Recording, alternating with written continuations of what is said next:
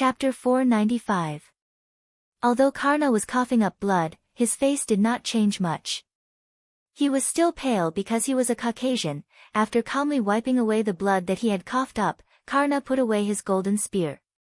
However, unlike Wyrm, he could not put the spear back into his body. Instead, he made the golden spear disappear into the air as if it was spiritualized. However, at this moment, Roman was a little uneasy.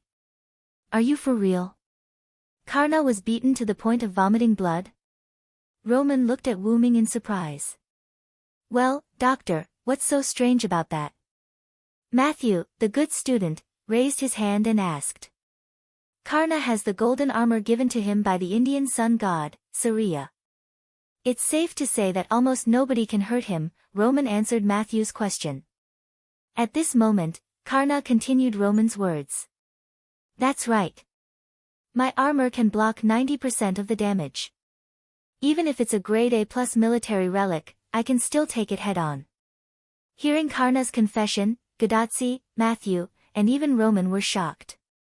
It was amazing that he could take a hit from a grade A+ relic. Even Wyrm, who already knew the truth, thought that Karna was cheating. Even Wyrm himself did not think that Karna was as crazy as he was. After adding the Loon rune to his armor, it could only take on a grade A relic at most. The grade A+ relic that Karna mentioned must be a relic that had been doubled. Wyrm would not be able to take it. However, this was under the premise that Wyrm did not resist and took it head-on. For Wyrm, if he really encountered a grade A+ military relic, he would just consume a lot of mana and throw it out. If one was not enough, he would throw out 2 or 3. After all, Wyrm's mana was almost unlimited. He could just use it to make babies.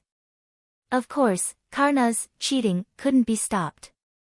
Other than that, the armor also has the ability to automatically repair injuries, and I can also use my flames to burn away foreign objects or negative effects in my body. As he spoke, flames began to appear in Karna's body, just as he said. A few wisps of smoke rose from Karna's body and disappeared into the air.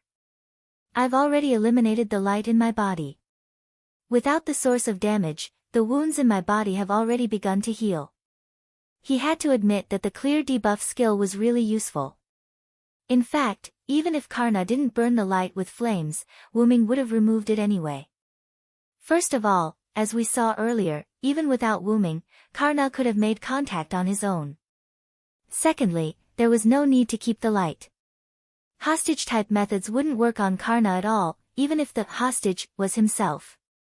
Lastly, since we're about to form an alliance, fighting and killing isn't good, smiley face. "So powerful," Gadotsi said blankly. Matthew also nodded. Seeing the two of them like this, Karna shook his head expressionlessly. "Even so, he still hurt me." Of course, Karna had to be talking about Wyrm. "Well, it's just a little trick. It's not worth mentioning." Wyrm smiled and created a ball of light in his hand. Karna's armor was bestowed by the Indian sun god, Surya. It was said that this invincible armor was made of light, so even the gods couldn't hurt Karna at all. However, Wyrm's current method was light. Karna's sunlight armor was able to block countless attacks. It could even defend against light elemental attacks. In other words, as long as there was no damage, it wouldn't defend.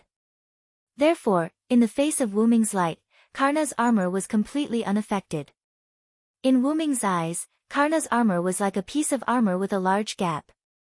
He could deal damage just by stabbing the air.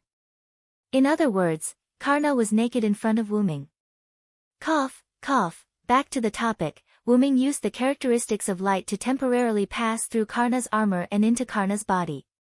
Then, after the light entered Karna's body, it exploded and created an extremely harsh judgment aura. It destroyed Karna's body from the inside, which was why Karna was injured. After all, Karna couldn't defend against internal damage. However, Karna shook his head. "You're stronger than me." Then, Karna told him the reason.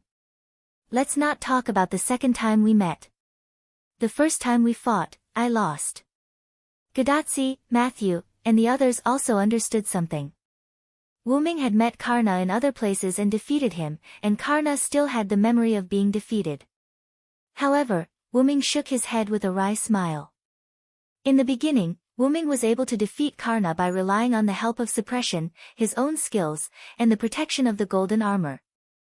The suppression allowed Wyrm to obtain a powerful noble phantasm that surpassed Karna's god-killing spear. His own skill, holy fire erosion, made him a human, which allowed Wyrm to deal additional damage to Karna. In the end, Karna took off his golden armor. Without that layer of absolute defense, Karna really had no defense at all. The powerful power of Wyrm and Karna's ultimate noble phantasm directly shattered Karna's spirit core, and that was how Wyrm won. In the burning Winterwood City, it was Gilgamesh who fought against Karna. Just Enkidu alone was enough to restrain Karna, not to mention that Gilgamesh could also use his noble phantasm. If Gilgamesh specifically picked some noble phantasm that could ignore defense, then Karna would be a piece of cake. However, Karna was indeed worthy of being called the strongest servant. He managed to damage Gilgamesh's spirit core before he left the stage. Although Gilgamesh won, because of a moment of carelessness, his spirit core was also damaged by Karna. This showed how powerful Karna was, coupled with Karna's handsomeness and obedience, he was simply perfect as a servant. Wyrm smiled helplessly. In that case, since you've already lost, can you take us to see President Wang Edison? We came here with the sincerity of an alliance.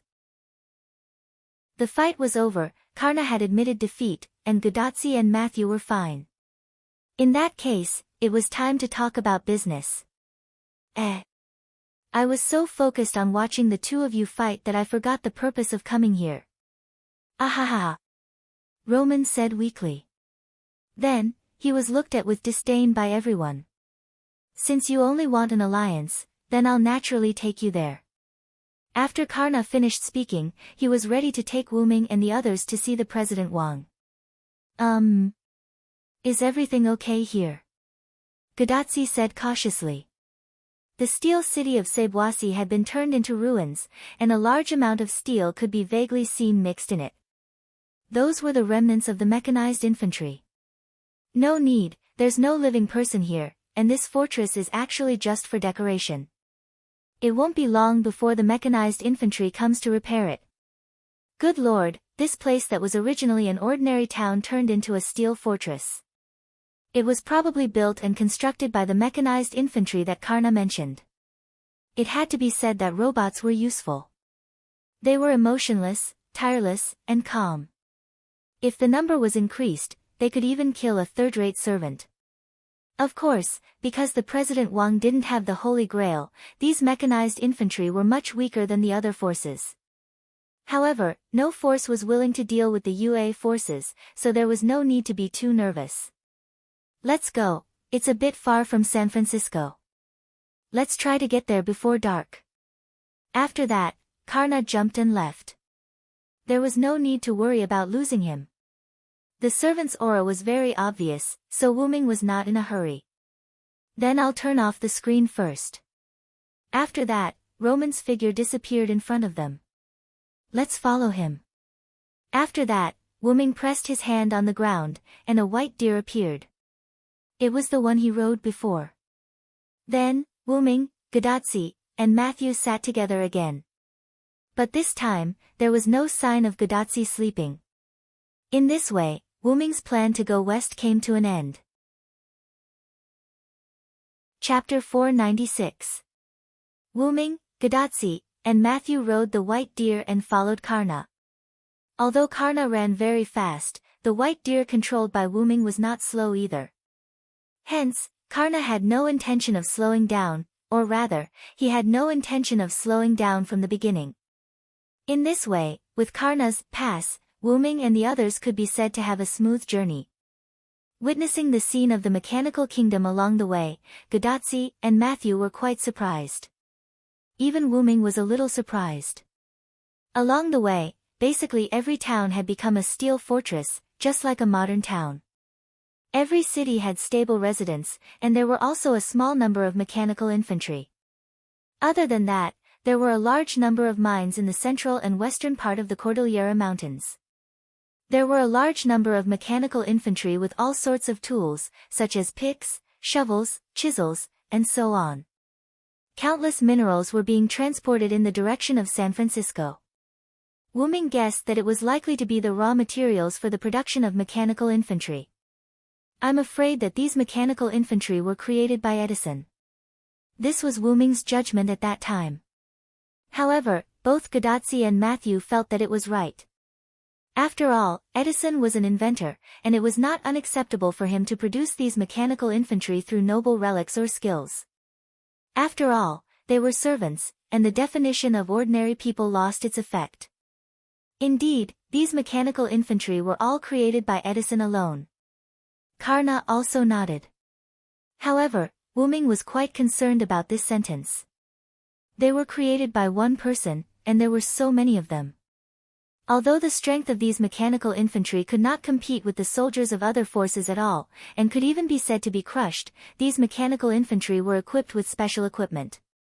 Most of these mechanical infantry were mainly armed with machine guns, and Wyrm could feel the magic and threat from these machine guns. Previously, when Wyrm and the others were attacked by a team of 100 mechanical infantry, those mechanical infantry used machine guns. Wyrm, who took a few hits, could determine that although there was not much magic, and the threat was very small, there was no doubt that those machine guns were comparable to low-level noble relics. On the shells of those mechanical infantry, Wyrm also felt the same magic, so Wyrm speculated that the shells of these mechanical infantry were also comparable to low-level defensive noble relics, and could even be used to hit people. However, even so, they could not resist Wyrm's spear. A low-level noble relic was a low-level noble relic.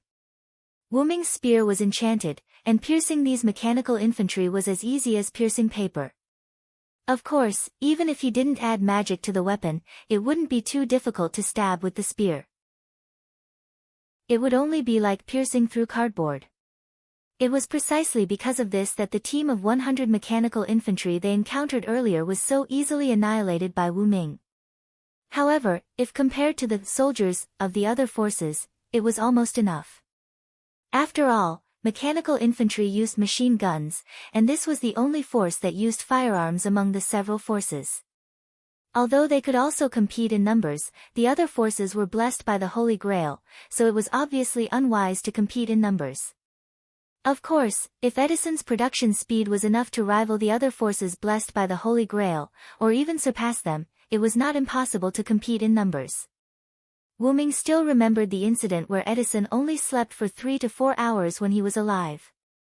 On the way, he even joked, maybe this incident was sublimated into his noble relic or skill. Although it did become Edison's noble relic or skill. And it was Edison who told them personally after the success of the joint operation. We're here. San Francisco is right in front of us, the base camp of our force, Karna stopped and said to Wyrm and the others behind him.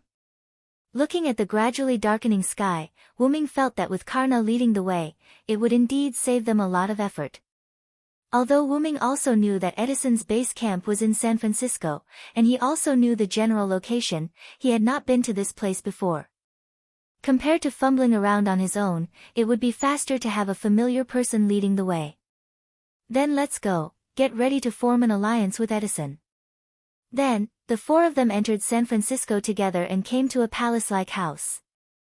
Although it looked like a luxurious house from the outside, the interior was not that outstanding. The structural materials were just like an ordinary house. The only difference was that the interior space was not small. This should be Edison's office or laboratory. Wyrm guessed. Then, under Karna's lead, they came to a house that looked like a living room. There were ordinary wooden sofas, ordinary tables, ordinary tea sets, and ordinary plain water. It seemed that after Edison was driven here, he did not have a good time. Wyrm thought. Or rather, Edison did not deliberately pay attention to these things. Then, where did his attention go? Of course, it was on the mechanical infantry. After Karna entertained Wyrm and the others for a while, he let Wyrm and the others stay here alone. Then, Karna left, probably to find Edison. However, it was really fortunate that it was Karna. If it were someone else, even if Wu Ming and the others said that they wanted to negotiate, the other party would not let Wu Ming and the others sit here like this. No matter what, he had to find someone to look after Wu Ming and the others. After all, it was not completely determined whether Wu Ming and the others were really here to form an alliance. What if Wu Ming and the others had other purposes and took advantage of Karna's absence to carry it out? Only Karna, who had the skill of the poor, dared to do this. Poor's knowledge, Karna was lucky enough to ask the weak about their lives and values. He could see through the other party's character and attributes, and he would not be deceived by verbal excuses.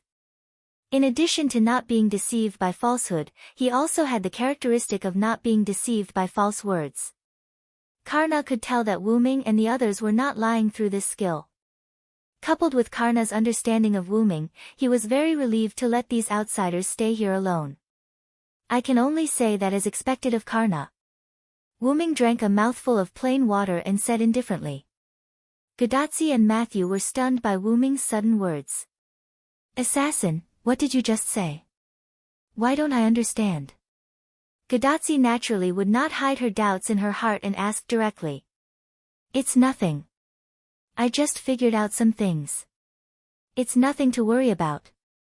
Wu Ming then smiled helplessly and waved his hand, indicating that they should not worry about him. Since Wu Ming said so, Gudatzi and Matthew naturally did not pay any more attention to him. At this moment, the door of the room was opened, and a strong blue lion head walked in. Chapter 497. The door was pushed open, and a strange creature with the body of a human and the head of a lion walked in. The newcomer was dressed in blue tights. His muscles were bulging and he seemed to be quite powerful. He wore red gloves with silver edges and dark brown men's boots. He also had a red cape with white stripes that reached his ankles from the back of his waist to the side of his waist. There was a metal plate on his chest that looked like the mouth of an energy cannon, and there were stripes around it that looked like a hero who fought monsters. There were 2 large bulbs on his shoulders, but the most eye-catching thing was the white lion's head. Oh. Is this the master of Chaldea? It's an honor to meet you.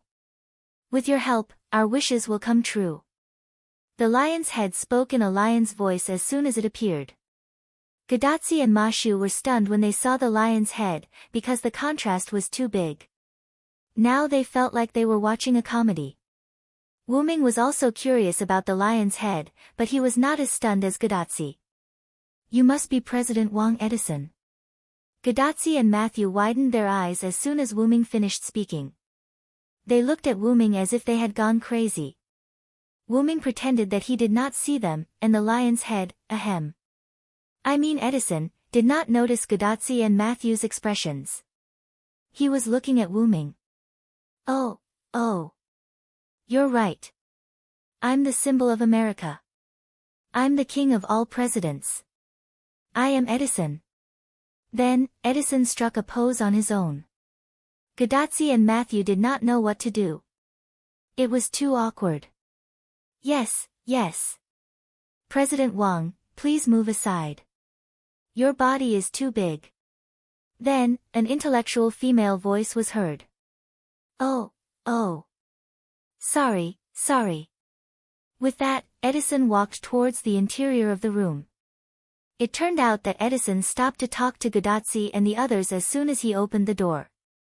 Coupled with Edison, who had undergone some sort of mutation, this overly tall body completely blocked the door. Now, Edison moved aside, revealing the people behind him. Karna walked in with a petite but intellectual woman. Gudatzi and Matthew were thinking, finally, there's a normal person here. The woman began to introduce herself. Hello, I'm Helena Blavatsky. I'm Edison's friend. You can call me Helena. Helena smiled at Gudatzi and the others. It had to be said that Helena was quite approachable. Anyway, Gudatzi and Mashu had calmed down now. Hello, Madam Helena. I'm Tachika Fujimaru, and this is Matthew Gillett. Nice to meet you, Gudatzi said happily. Hello, madam, Matthew said politely to Helena. Sure enough, compared to the cold-hearted Karna and the lion-headed Edison, the gentle and intellectual Helena was more likable. Ah, what an obedient child. Helena also nodded with a smile. Ahem. Edison coughed. Of course, this meeting was not a friend meeting, but a joint negotiation. A faint smile appeared on Helena's face upon seeing this, and she took a position behind Edison. By the way, Karna, who had remained silent this entire time, was already standing behind Edison. Since when did Edison value power so much? Wuming saw this clear master-slave relationship, but Wuming didn't say anything. Then, Edison spoke. So, Master of Chaldea, let us begin the negotiations on the alliance. Then, Edison sat opposite Gadotsi, and Helena and Karna stood behind him like guards.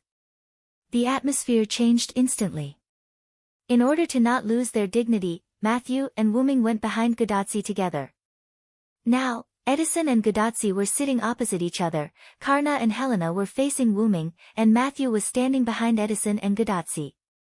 One had to know that a negotiation would only be a joint negotiation if they were equal in strength. If they were not, it would be annexation. However, Gadotsi was a master who had experienced the terrifying aura of the Magic King in the 4th chapter, after all. Just the current atmosphere was not enough to scare Gadotsi. Gadotsi looked at Wuming, and Wuming smiled and nodded in encouragement. Then, Gadotsi spoke. Well, Mr. Edison, I think we have the same goal, which is to defeat the other forces and seize the Holy Grail. Therefore, I think we can work together. Seeing Gadotsi state her goal in an orderly manner without being scared by the atmosphere, Wuming was extremely gratified. Of course, Gadotsi's junior, Matthew, and Roman, who had been silent and had not shown his virtual screen, were also gratified. This was what Wuming had told Roman on the way. Roman's face and voice seemed to have the ability to taunt. In addition, Wuming felt that Gadotsi needed to be trained, so he told Roman not to appear and hear. After thinking about it, Roman agreed. After asking Wuming to take care of Gadotsi, he went into hiding. However, he could still hear everyone's conversation. There was no need to hide this, so Wuming did not say anything. Edison nodded and expressed his affirmation. Well, I see. We can work together, but I'm not going to take the initiative to attack. I'm sorry to disappoint you. Although he said, I'm sorry to disappoint you, Edison's face did not show the slightest hint of apology. Why? Matthew was obviously surprised by this answer. That's right, Mr. Edison. Although there are only a few of us this time, I'm here to work with you on behalf of the servants who are alone. We have gathered Sharon, Achilles, Nightingale, Geronimo, and many other servants. I believe that we can save this era if we work together. Hearing Gadotsi's words, Edison was not surprised. Instead, he touched his chin and thought. Oh. There are heroes like Achilles, Sharon, and I didn't expect Ms. Nightingale to be with you. Then, Helena opened her mouth and explained to Gadotsi. Actually, Ms. Nightingale used to be one of us. Due to the arrival of several new forces, our camp was forced to retreat to this place. Ms. Nightingale didn't retreat because of her unique personality. I thought she had already left. After a pause, Helena continued. In fact, we also have many servants, but we lost a lot of them when we fought with the Celtic side and the 3 new forces. At present, there are only 3 of us left. We thought Ms. Nightingale had left, but we didn't expect her to still be here. Edison didn't stop Helena from exposing his family's information. After all, there was no point in lying about this. A little investigation would reveal that for someone who was at the end of their rope, hiding their trump card would be a foolish move to bring their trump card to hell. However, what Helena meant was that Edison was concerned about the fact that Nightingale was still alive. In that case, why don't we join forces to fight? It's better than being swallowed in the end. Gadotsi was a little puzzled. In the first few singularities, except for the enemy servants, basically all the servants they encountered would join their side, and then everyone would win the Holy Grail together and solve the singularities. But this time, the president, Wang Edison, chose to escape and avoid the war, which really made Gudatsi confused. I am preparing to accumulate strength, and when the other forces are defeated, we will take them down together, ha ha ha, as if he had come up with a perfect plan for himself, Edison laughed happily. In other words, Edison was preparing to go into a defensive mode to prepare for battle.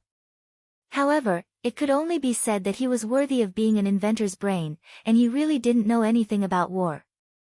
I don't know if Helena knows this or is really hiding it, but Karna must be hiding himself, so he didn't tell Edison. So, Edison, what if the other forces join forces to destroy you first? Wuming said directly, without even using honorifics, and told Edison what Karna didn't say. Huh? Looking at Edison, who was a little stunned by his straightforward words, the corners of Wuming's mouth rose slightly. He was prepared to cooperate with Gudatsi to play the role of the good cop while he played the role of the bad cop and put on a two-man show. Chapter 498. Well. Edison obviously realized the problem after hearing Wuming's words. After all, isn't it best to get rid of the onlookers in a war? Wuming said as he glanced at Karna. However, Karna didn't move at all. He was just like a tool. Then, looking at the helpless expression on the lion's face, Wuming continued. Although Karna is indeed an exceptional servant, if the other forces join forces and send a few first-rate servants to stall him, then only you and Helena will be left. Do you think you can resist the attacks of 2 or even 3 forces? Wuming said as he walked toward Edison. Karna and Helena didn't move either. Wuming's words made Edison even more speechless. Karna still didn't say anything like a tool. Helena seemed to want to say something, but in the end, she still didn't say anything. This sentence pointed out the biggest weakness of Edison's group at the moment: they didn't have high-end combat power. Regardless of whether it was Helena or Edison, Wuming didn't think that they would be able to last more than a few rounds under his gun even if they fought with their lives on the line. At most, they would be able to last 5 rounds. It could be said that if it weren't for Karna, Wuming would have been able to instantly kill the 2 of them. Of course, Wuming didn't have such thoughts. But since that was the case, it meant that only someone could stall Karna, and if a few more powerful servants came, then Edison and Helena would be dead for sure. I've seen a lot of powerful servants from other forces. The demigod hero Hercules, the huntress Atlanta, the traitorous witch Medea, the Roman Emperor Julius Caesar, and the Egyptian Queen Cleopatra. Do you really think you can resist their combined forces? Wuming was getting closer and closer to Edison. But, they might not join forces. Edison's lion face looked very weak. Indeed, but don't forget, those are only the enemy servants I've identified so far. In Denver, there is also the king of ghosts, Shitendaji, who is suspected to be the commander of thousands of ghosts. You won't believe me if I say that Shitendaji has no other servants under his command. In addition, I don't think the Greek forces only have a few servants. There must be more powerful ones behind them, and Rome, which can fight Greece so well, must have other powerful servants. Well, the reason why Greece and Rome could fight so well was that neither side had the intention to start a decisive battle. After all, there were still other forces eyeing them covetously. Wuming believed that if both sides were to fight to the death, the Greek side would have the upper hand. That was because the Greek side was more mysterious than the Roman side. Of course, this was only a guess at the moment. After all, they had not completely confirmed the hidden means of both sides. Wuming also relied on this information that Edison didn't know to be able to scare him. Then, Wuming continued to speak, word by word seriously. Do you think that you can resist Karna, your robots, and the fortresses that can be destroyed easily in a battle? You think that you can resist Karna, your robots, and your fortresses? Karna asked with a smile. Wuming said while walking, and he had already walked in front of Edison, staring at his lion face. Even so, Helena and Karna still didn't move, as if they trusted Wuming very much, or they really regarded themselves as tools called servants. Wu Ming's words that did not leave a way out mercilessly poked at Edison's soft spot. In fact, Edison already knew in his heart that if there was an enemy attack, with his super weak individual combat ability, other forces might not be able to resist. No, it should be him, and Helena was naturally the same. If Garna was held back, then they would definitely fail. That was why Edison wished he could spend an extra hour a day, a total of 25 hours making mechanical infantry day and night. And those towns and fortresses were built for this reason. Otherwise, he would really have no sense of security. He knew all this, but he was subconsciously unwilling to admit it. I still have the Superman potion that I have painstakingly developed. As long as I inject this into my body, I can get the power of a superclass servant. Edison said excitedly, and he took a tube of colorful potion from nowhere. Then, bang! Wu Ming grabbed the tube of Superman potion in an instant, and with a hand that seemed to be holding on to magic, he threw the tube to the ground and crushed it. Now you don't have it. Wu Ming still stared at Edison's lion face, and said this shameless sentence very calmly. But even so, in Wu Ming's vague prying, Karna and Helena still didn't move, and Helena even breathed a sigh of relief. In an instant, Wu Ming seemed to have understood something. Poor lion head. Not only was he tricked by the enemy, but he was also tricked by his own people. But this was indeed for his own good. However, at this moment, Edison had no time to care about others. Edison speechlessly looked at the Superman potion on the ground that had lost its color and was gradually drying up. That was the only tube of Superman potion left. Looking at the Superman potion that was gradually seeping into the ground and slowly disappearing, Edison really had no power at all now. By the way, I'm here on behalf of the Celtic forces to ally with you. I have already joined forces with the Master of Chaldea to save this singularity. How is that possible? Edison was shocked after hearing this. You barbarians don't know how to ally. Edison seemed to have a deep grudge against the Celts, so when he knew that Wu Ming was on the Celtic side, he was extremely excited and returned to his previous state. This time, even Helena's face showed a hint of surprise. It seemed that Karna didn't tell them that Wu Ming was on the Celtic side. Wait a minute, Wu Ming remembered something. It seemed that he didn't tell Karna and Wu Ming that he was on the Celtic side. I know that you have a deep hostility against the Celts. After all, this singularity was originally a war between the Celts and the United States, so the hatred between the two sides would certainly grow. Although the servants were indeed dead, and they would only return to the martyr's palace when they died again, in the eyes of Edison and the others, the Celts were still quite hateful because they killed many of their servants.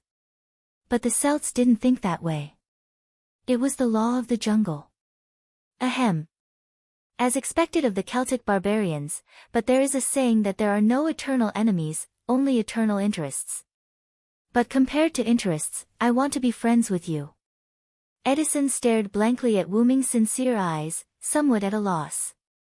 Mr. Edison, you may not know, but I have become partners with many servants in the first 4 singularities. I really like them, they have the courage to be heroes. At this time, Gadazzi spoke in a timely manner. Miss Jean, who lost her power, still acted with us for the sake of her country. Emperor Nero, who was betrayed by everyone, still sang loudly. Miss Drake, who was not bothered by trifles and was not bothered by the secular world. Miss Drake, who had a unique power that surpassed ordinary servants. I was really happy to be with her. Mordred, Fran, and Anderson. It was because of everyone's hard work that we finally saved the singularity. After that, Gadazzi stood up and walked in front of Edison. Hint, Wu Ming has already left Edison while Gadazzi was talking.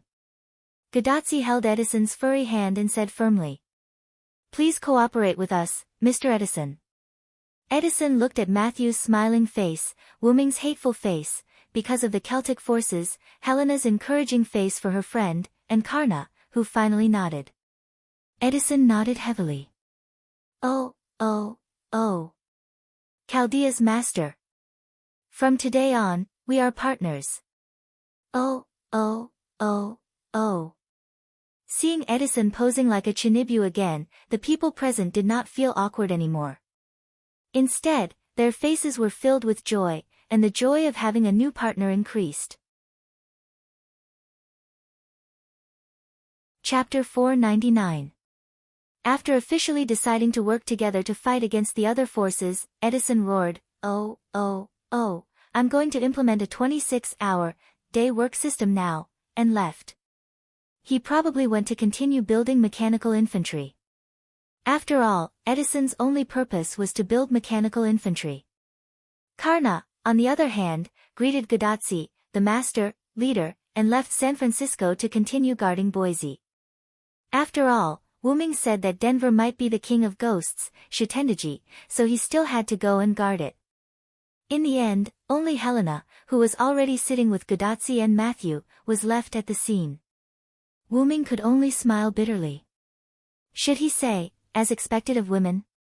They actually got along so well with each other so easily. Little Li Xiang, it's all thanks to you guys for coming. Helena sat beside Gadotsi, and held her hand as she spoke. Huh? Why do you say that? Gadotsi expressed that she didn't understand at all. However, Wuming was already sure of one thing. Even if Helena and Karna did set up Edison, it was out of good intentions. Therefore, Helena and Edison allowed Wuming to do whatever he wanted. "TSK, TSK, TSK, the lion head is so pitiful." While Wuming was sighing, Helena told him the reason. Actually, the reason why Edison became like this is because he received blessings from the past presidents of the United States. Helena's expression became a little sad. Thinking about it, it made sense. How could a human become a lion head? Actually, Edison wasn't like that, but those were the past presidents. After receiving their blessings, not only did Edison's appearance change, even his personality changed. He was willing to do anything for the United States, and he became abnormally egoistic. However, as soon as she finished speaking, Helena became happy. It could be said that it was because of your arrival that Edison was stimulated. Now, his personality has changed. Helena looked at Wuming gratefully as she spoke. After all, if it wasn't for Wuming's series of series of shocking actions, Edison might not have been able to completely change back. In that case, he could only rely on beating to make Edison return to normal. Wuming nodded, indicating that it was nothing. However, this gentleman's hooligan-like actions really gave me a fright, he. Helena couldn't stop laughing even though she said that she was scared. Wuming waved his hand nonchalantly, but Gadotsi and Matthew felt awkward. I didn't think that assassin would do something like that. Although the outcome was pretty good, ahahaha. Gadotsi laughed out loud. Matthew, on the other hand, blushed and didn't say anything. Is this Mr. an assassin?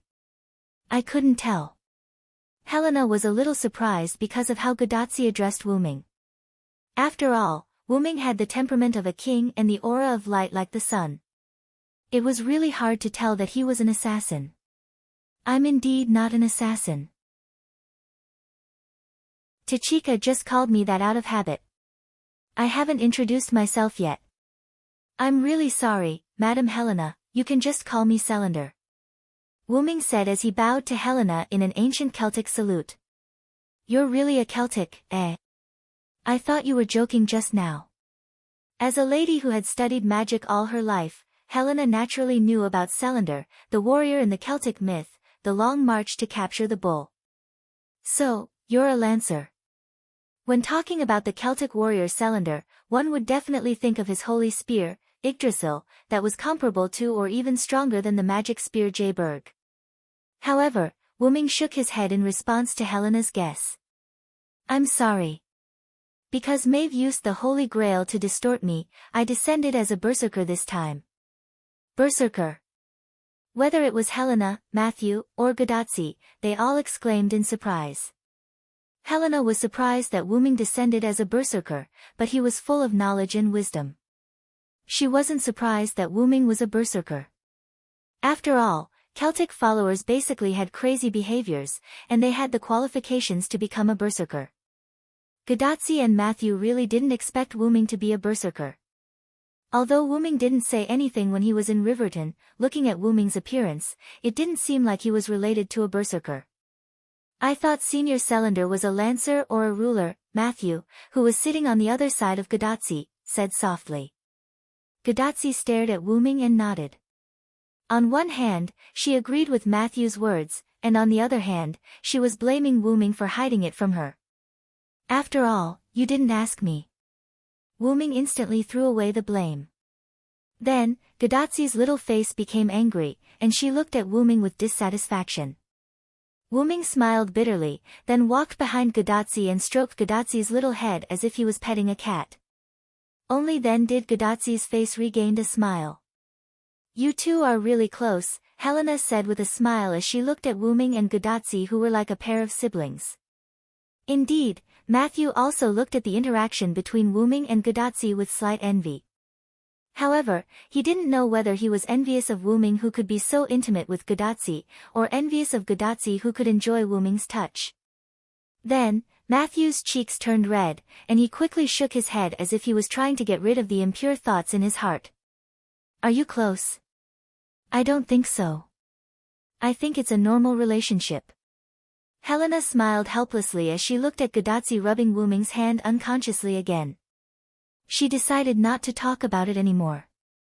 Did you know that the Superman potion that Mr. Celander destroyed just now could have instantly increased Edison's strength to the level of a first-class servant? Helena said as she looked at the broken test tube on the ground that had lost all traces of the potion. However, it was just a pity. She was more than happy. However, if Edison really used it, it wouldn't take long for his spiritual base to collapse. It's not something that ordinary people can use. Even if Karna used it, the after effects would be very serious.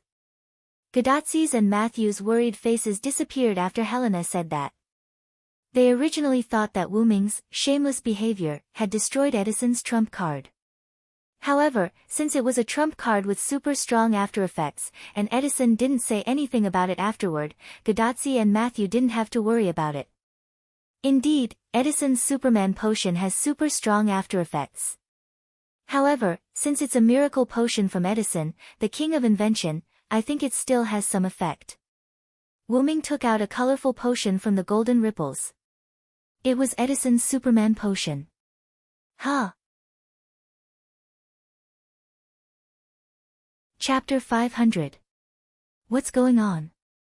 I really did see you destroy the Superman potion. Helena looked at the remains of the test tubes on the ground as she spoke. Actually, one of the reasons why Helena didn't say anything or do anything was to let Wuming destroy the Superman potion.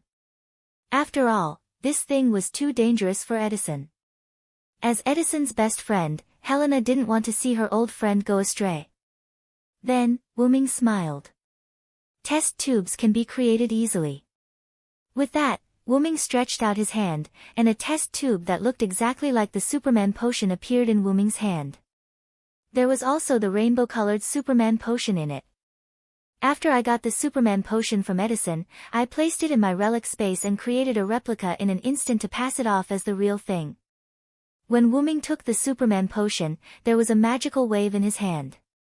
It seemed like Wuming was afraid that the Superman potion wouldn't be damaged by a simple fall, but in fact, it was to fool others. After all, Wuming's Dragoness space could be big or small. He put the Superman potion in the Dragoness space with the help of the magical wave and created an identical test tube with the Create Green item. The rainbow-colored potion in the test tube was just the rainbow-colored water created by Wuming. It had no effect at all. Now, Wuming didn't even need to recite a spell to create such a small thing. It was a piece of cake for him. After all, from Edison's point of view, this Superman potion is also incomparably important. How can I casually destroy someone else's important trump card? It was also because of this that Wuming took the Superman potion and destroyed it so decisively. Wuming's move left Helena speechless. She could only shake her head with a bitter smile. Who would have thought that the test tube in front of her could be replaced in an instant? This is fate, I guess. However, I hope that you won't return this potion to Edison. I don't want my old friend to be in danger again. Helena smiled bitterly before pleading with Wuming. If that's the case, then I won't return it to him. With that, Wuming tossed the Superman potion into the air. Golden ripples appeared and swallowed the Superman potion. Wuming was a collector. Even if he did not use them, he would keep them in his relic as a souvenir. Then I'll thank you in advance. A childish smile appeared on Helena's face that did not match her actual age. It's getting dark. Tachika, why don't you stay here for the night? They started their journey early in the morning and left the Rocky Mountains a few hours later. They encountered Karna and fought him. Then, Karna led them to this place.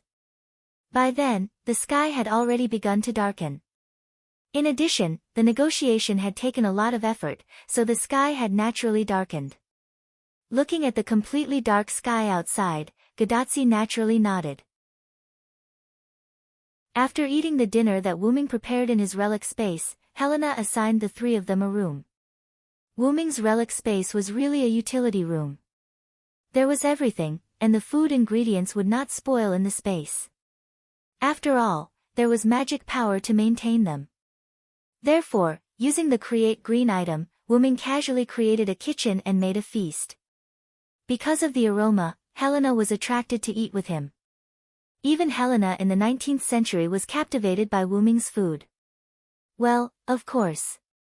After all, this was the food that could capture King Arthur's heart. Gadatsi was a human and naturally needed to eat. Although Mashu was a demi-servant, she still had the habit of eating. Naturally, Wuming was the same. He wouldn't stop eating just because he didn't need to eat, unless there was no need to eat, just like when food was scarce, he would choose not to eat. However, the three of them did not see Edison during this period. It seemed that Edison was really going to implement the so-called 26-hour day. Originally, Gadatsi wanted to talk to Wuming about their future actions, but Wuming refused. Wuming pushed Gadatsi into the room with the excuse of resting when it's time to rest. At the same time, this also dispelled Roman's idea of talking to Wuming. He was very bored. Although Edison and Karna had left, Helena was still there. In order to prevent his sudden appearance from causing unnecessary hate, Roman had been listening by the side without saying a word. The night gradually deepened. Time passed. The next morning, Wuming knocked on Gadatsi's door again and took her out. Although Gadatsi had been protesting and condemning Wuming's behavior of not letting her sleep, Gadatsi still obediently put on her clothes. Really, does Tachika usually like to sleep in? Wuming complained and asked Matthew, who was sitting beside him at the table. That Senior doesn't really sleep in. I think it's because Senior Cylinder is here that Senior can sleep in peace. In other words, because of Wuming's presence, Gadatsi subconsciously slept in every day out of trust. Now that I think about it, being with Tachika is really like taking care of a slightly naughty sister. Wuming sighed and looked at Tachika, who had finished dressing and trotted over. Wuming's eyes were full of love. She was just an ordinary little girl with master aptitude, but she shouldered the burden of saving the world. How could she not be spoiled? Hey! Gadatsi said a strange phrase, then sat on the other side of Wuming, opposite Matthew, and began to enjoy breakfast. It's a traditional Japanese breakfast. I didn't expect Assassin to know how to make it. Gadatsi was surprised.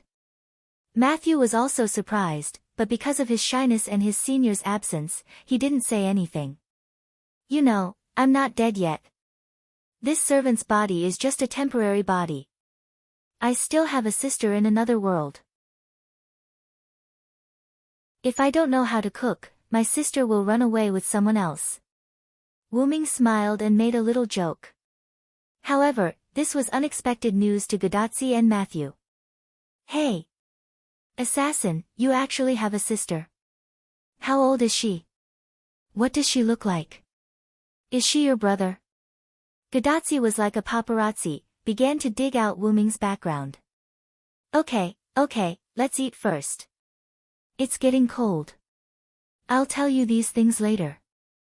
Although Wuming said that the food would get cold, how could the magic-enhanced food get cold? He could only use it to scare Godatsi. Wuming said so. Godatsi didn't ask anymore and began to enjoy the food. Edison hasn't come out of the lab yet, so he had no chance to eat this delicious breakfast, and Helena refused the breakfast on the grounds that a delicious meal is enough. After all, servants eat because of lack of magic, and Helena, as a caster, hasn't reached that point yet. Since she said so, Wuming didn't insist. Then, Godatsi began to shout because of the breakfast. "Oh, this miso soup is really delicious. Matthew, come and try this pickled vegetable.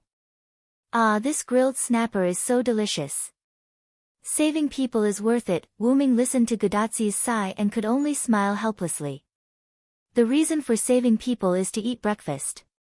If Roman heard what you said, he would shut himself up for a while. However, when it comes to eating, being happy is the most important thing. If she can't even eat, then it's too heavy for this little girl. On the other side, Lionhead's lab. Sniff, it seems that there's the smell of grilled fish.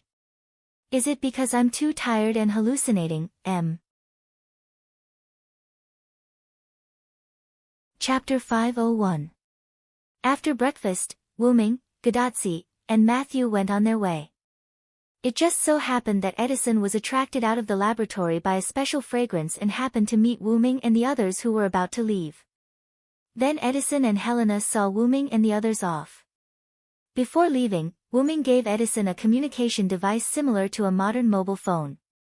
After all, Wuming didn't ask Edison, Helena, and Karna to follow them. In that case, they must have a communication device to ensure that they could contact each other at any time. This communication device was naturally made by Wuming using Create Green item. In other words, Wuming's ability could be regarded as a caster's level skill, item creation. In fact, this communication device was made by Wuming based on a mobile phone. Its only function was to connect and call another communication device. As for the signal needed by an ordinary mobile phone, Wuming used magic to replace it. As long as it was in this singularity, the two communication devices could contact each other. It was similar to the bracelet that Roman used to contact Godatsi. After all, Wuming made it based on Godatsi and Chaldea's communication bracelet. However, Godatsi's communication bracelet had more functions than the communication device made by Wuming. Ray shift, virtual screen, establishment of material supplies, summoning circle, and other abilities were basically related to this communication bracelet.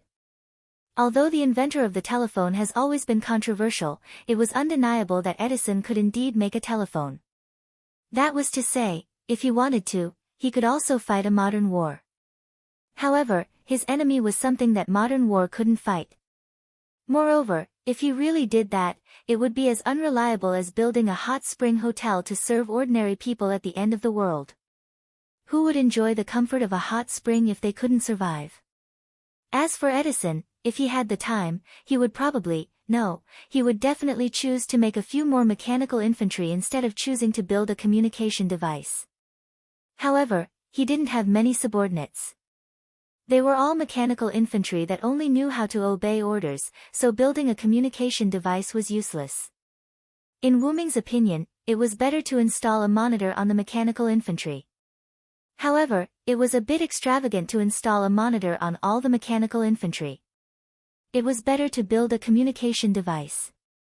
So far, Edison didn't do anything and just focused on building mechanical infantry.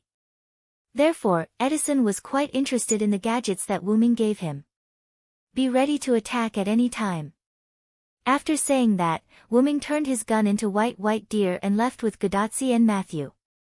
After making the white deer a little bigger again, Wuming stood on top of the white deer's head while Godatsi and Matthew sat steadily on the white deer's back.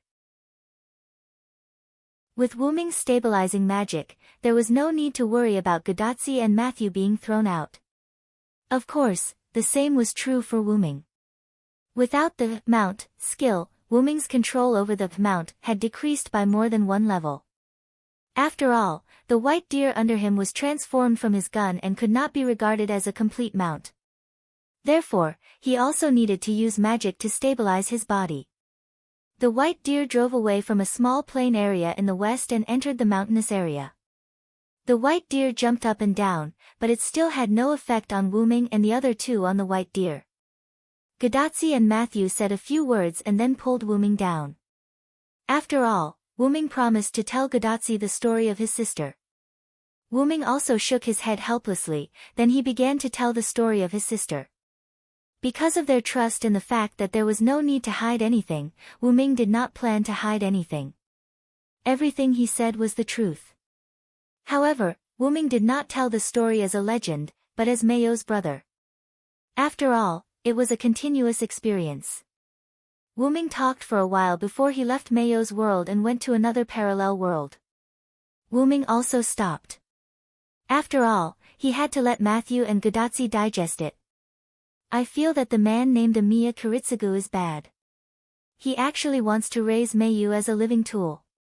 That Ainsworth is also not a good person. He actually wants to sacrifice a little girl to save the world.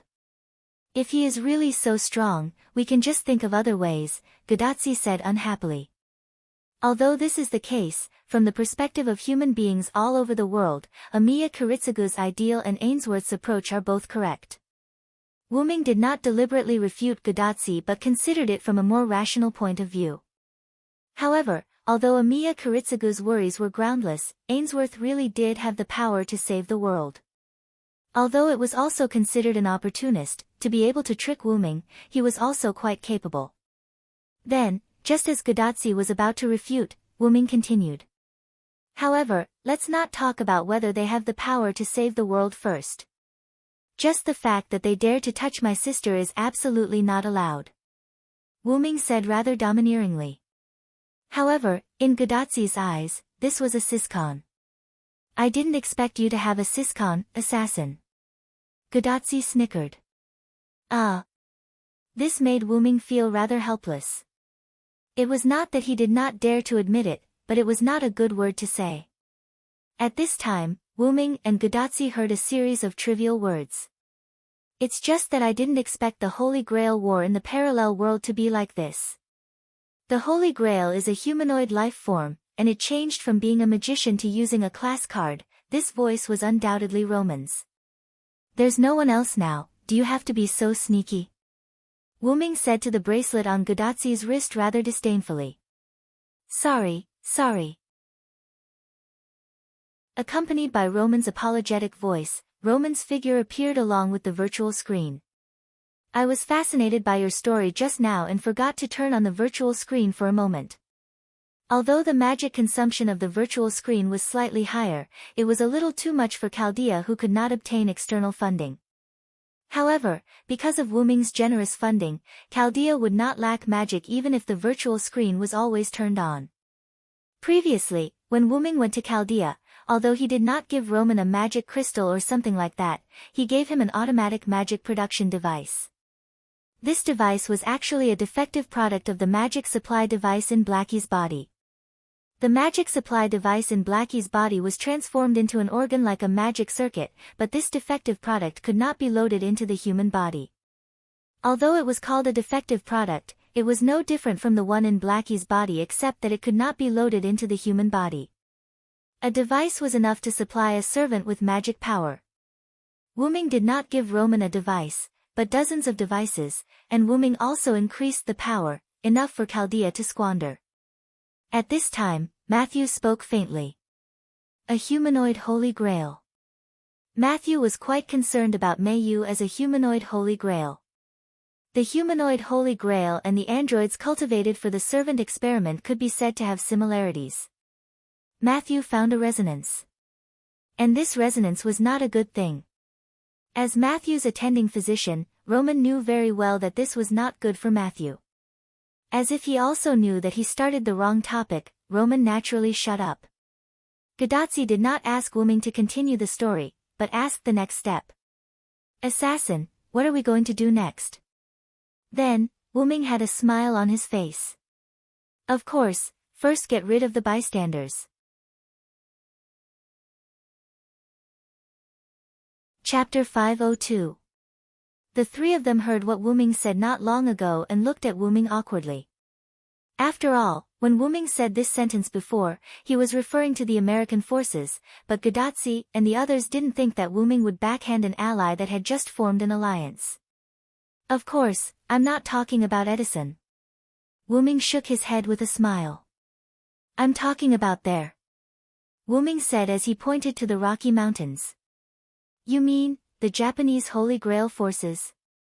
Roman said thoughtfully.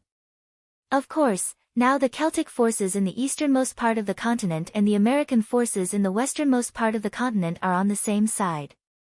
The Celtic forces have Maeve. Let's not talk about offense, but defense is more than enough.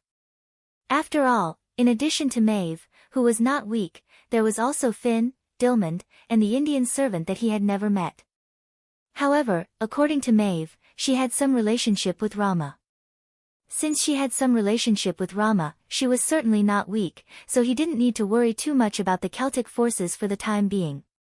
In addition to that, there was also the location of Riverton, the base of the servants that were currently alone. Riverton is located in the Missouri River Basin. It's not that far from Denver. Currently, we're in an alliance with Edison, but there's another force in the middle.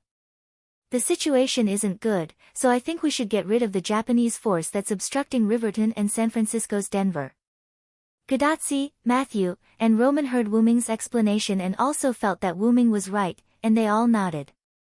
However, in fact, Wuming had other reasons. If there was no accident, the one in Denver was Shitendaji. That Ghost King really wanted to see the world in chaos. Last time, even if he died, he still wanted to annoy Wuming. Although Shitendaji's poison was not so fatal to Wuming, it was not the same for other servants. Especially Gadotsi, it was Shitendaji's poison. If it eroded Gadotsi, then the last master of Chaldea would be dead. Not only that, Shitendaji's poison would continue to spread.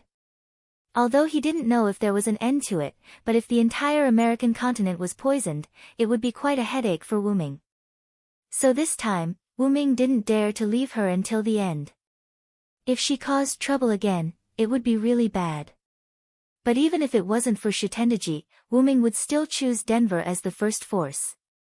The reason was that this force occupied the Rocky Mountains, blocking the route between Riverton and San Francisco. While Greece and Rome were still fighting each other, they would take down this Holy Grail force in one fell swoop, and then join forces with Edison in the west and Maeve in the east to attack Greece and Rome. This was Wuming's plan. Then when are we going to attack Japan? Gadotsi asked the key question. Wuming's lips curled up, as if he was deliberately waiting for this question. Then, Wuming's face was full of a bright smile. There's no time like the present, when we pass by the Rocky Mountains, we'll attack directly. There was a moment of stunned silence. Then, shocked voices echoed throughout the world. Hey hey hey, then, among the voices that resounded through the sky, there was also a voice that sounded like a joke. Just kidding, a moment later, Boise. Wuming accelerated the speed of the white deer again, and according to the level, it had reached Class A. In this way, Wuming took Gadotsi and Matthew to Boise before noon, where they were supposed to arrive after noon. Inside the Boise fortress, in a shabby house, Karna was sitting opposite Gadotsi, as if he had just realized something. So that's how it is, Fujimaru-san wants to take down Denver City directly. Then, Gadotsi, who was sitting opposite Karna, looked rather helpless. That's not what I want. Gadotsi said with lingering fear. Just now, Wuming really scared her. With only 2 servants, he wanted to take down a city with an unknown number of enemies. To be honest, Gadotsi really didn't dare. Matthew sat next to Gadotsi and smiled awkwardly. To be honest, she also didn't dare. Then, as if he didn't hear Gadotsi's words, Karna nodded knowingly. I understand, I will help you take down Denver City together. Although there was some resistance, Gadotsi and others decided to listen to Wuming and attack Denver City directly. Therefore, after hearing Karna's approval, their mood improved. Then, Gadotsi and Matthew felt a burst of joy in their hearts. Sure enough, Assassin was right, as long as we come to Karna, he will definitely help us. That's right, it was actually Wuming who proposed to come to Karna. First, it was to comfort Gadotsi and others who were frightened. Second, it was because Karna was powerful. Third, it was because the Rocky Mountains were close to Boise. Even Karna didn't want to have enemies next to him all the time. As mentioned before, the reason why Karna was stationed in Boise was to defend against the attack of Japanese forces. At this moment, the American forces could no longer withstand the attack of the enemy. Just like what Wuming said, as long as someone held Karna back, there were only 2 servants left, and they were Edison and Helena, who were caster class.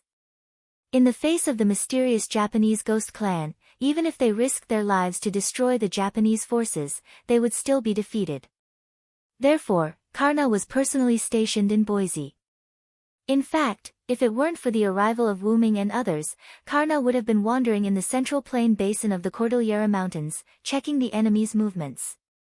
Great, with the help of the famous hero Karna, this is really foolproof.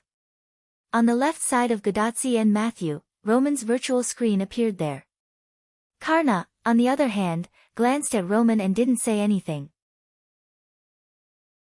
Seeing that there was finally a servant who didn't attack him, Roman was a little touched. It seems that when Karna doesn't talk to others, it means that Karna hates you, poor Roman. Wuming, who was sitting on the right side of Gadotsi, looked at Roman's face and felt that it was better not to tell him the truth. In fact, Roman's virtual screen was there from the beginning, but Karna didn't know why he subconsciously ignored it.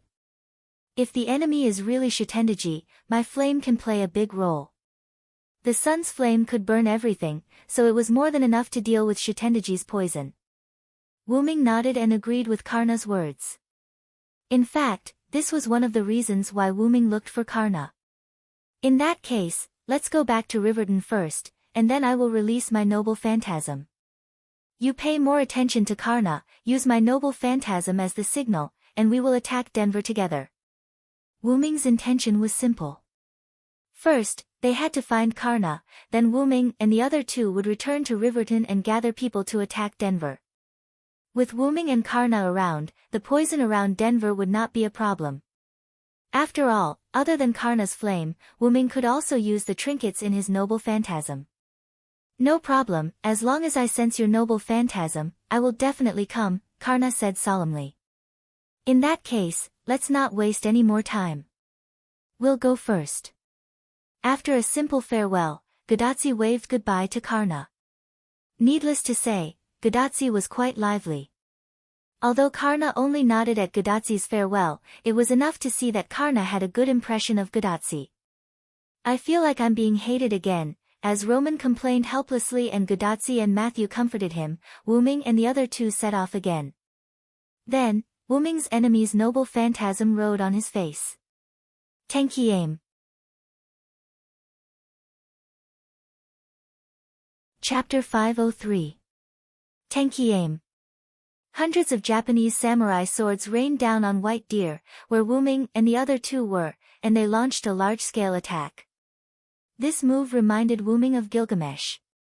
Then, the place where the White Deer was attacked by hundreds of samurai swords exploded. Boom! The explosion was extremely violent. It seemed that the samurai swords came with the intention to kill. As far as they were concerned, the plain terrain on the plateau had become a basin. The smoke and dust caused by the explosion continued to fill the air. After the explosion, hundreds of samurai swords automatically flew back to the place where they came from, a high ground in the Rocky Mountains. Hundreds of samurai swords merged into one and fell into the hands of a fox-eared girl wearing a JK uniform. She wore the JK female high school uniform with white top and red bottom.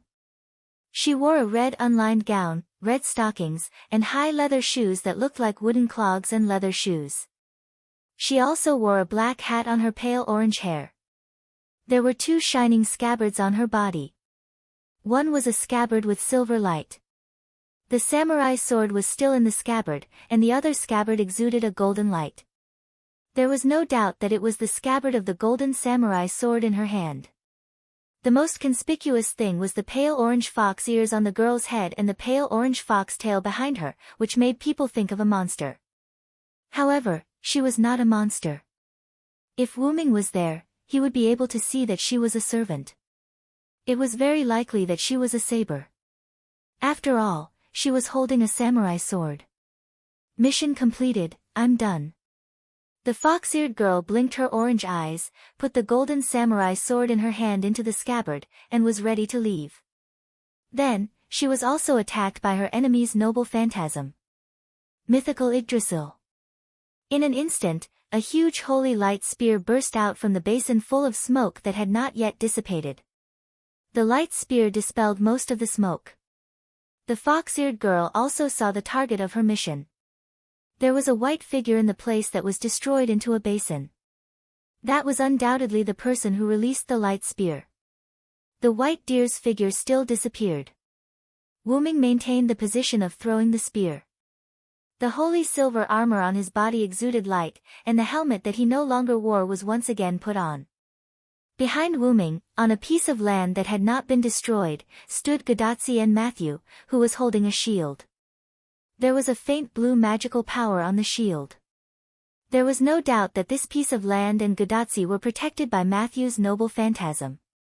Since Wuming had a defensive noble phantasm, naturally, he did not need Matthew's protection.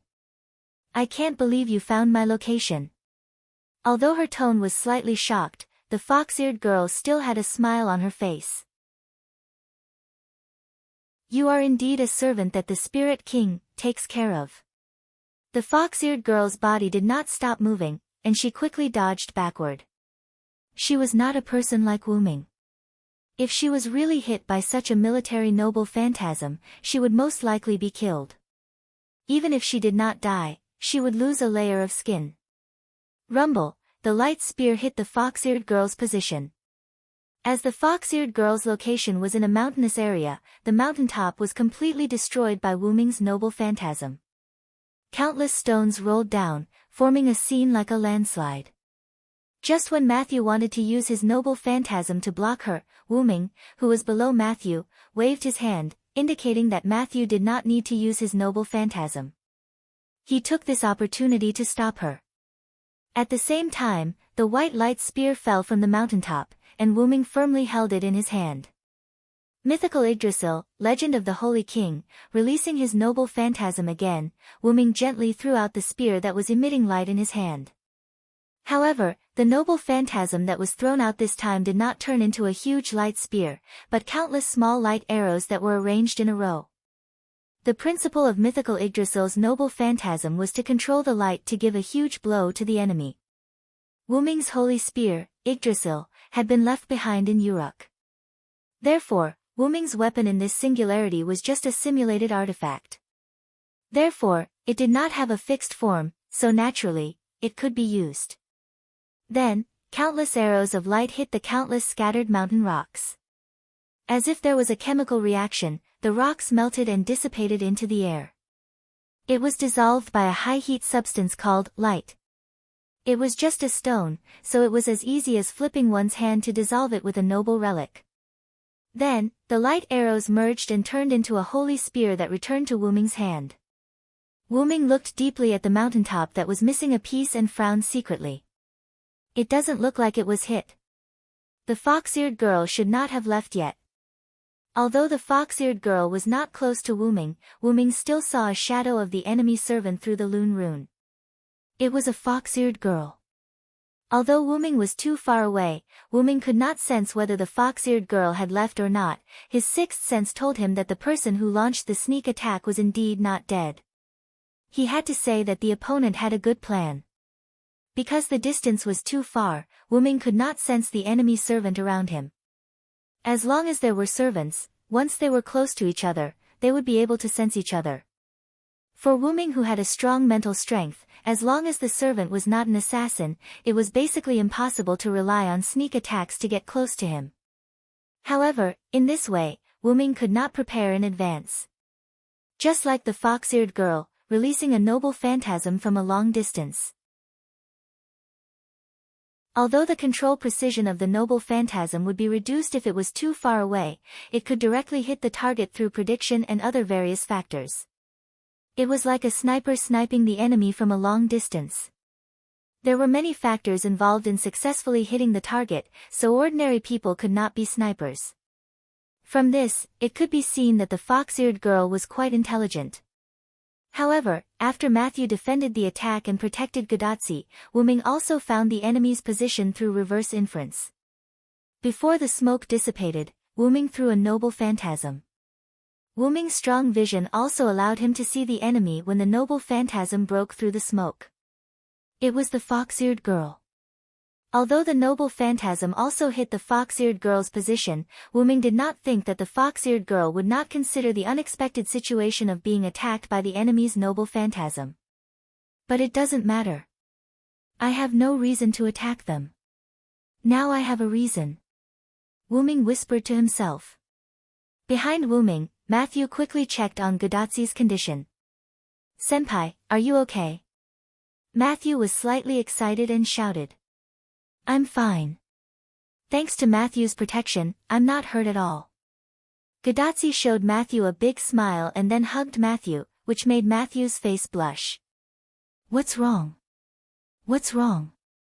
What happened?" Suddenly, Roman's figure appeared in front of them along with his words. A virtual screen appeared. "Ah! What's going on?" Roman seemed to be panicking. Due to the diffusion of the fox-eared girl's noble phantasm, the surrounding ground only sank by 1 or 2 meters. However, the place where Matthew and Godatsi were standing was not hurt. As a result, Matthew and Godatsi were standing on a 2-meter-high platform made of mud. Wyrm was below the platform. He did not enter Matthew's protection at all. He completely resisted the attack and then released his noble phantasm to defeat the enemy. We were attacked by the Japanese forces. Chapter 504. After hearing Wyrm's words, Roman was shocked. Hey. This. What the hell is going on here? Did anything happen to Li Xiang? The attack just now actually cut off the communication between the two sides. It really gave me a fright. Roman said in a slightly panicked manner like an ordinary person. Because the Magic King sent a few holy grails to this singularity, or maybe this singularity was affected by the Magic King, the magic content in the singularity has increased a lot. Although the connection between Godatsi and Chaldea was not completely blocked, if there was any magical fluctuation, it was easy to cut off the connection. In the sudden attack just now, the connection between Godatsi and Chaldea was cut off. It was a good example. It's okay, Doctor, Matthew protected me very well, and the enemy was also killed by assassin. After going through so much, Godatsi's heart became optimistic, and she did not panic because of the sudden attack. Phew. It's good that nothing happened. Roman's heart was finally at ease. Although I don't want to discourage you, unfortunately, the enemy servant was not killed by me, she escaped. Wyrm jumped on the small platform where Godatsi and Matthew were, and his helmet touched again, revealing his dignified face. She was not killed by you, but thinking about it, the enemy is also a servant, she should have a way to save her life. Roman touched the back of his head and smiled, but unfortunately, Godatsi and the others did not pay attention to him. Her. That means the enemy servant is a female. Godatsi noticed Wyrm's words. Indeed, the moment I used my noble phantasm to hit the enemy, I saw the enemy's face. It was a girl in red with fox ears and a fox tail, and the enemy was using a golden katana, so it seems that the enemy has some connection with the Japanese forces. In the territory of the Japanese forces, a black hat, fox ears, fox tail, a golden katana, and ancient clothing, all signs pointed to the fact that the enemy was a servant of the Japanese forces. A servant with Japanese attributes wearing a tsurugi hat, I'm afraid that's the only one. Roman played his role as a support member very well.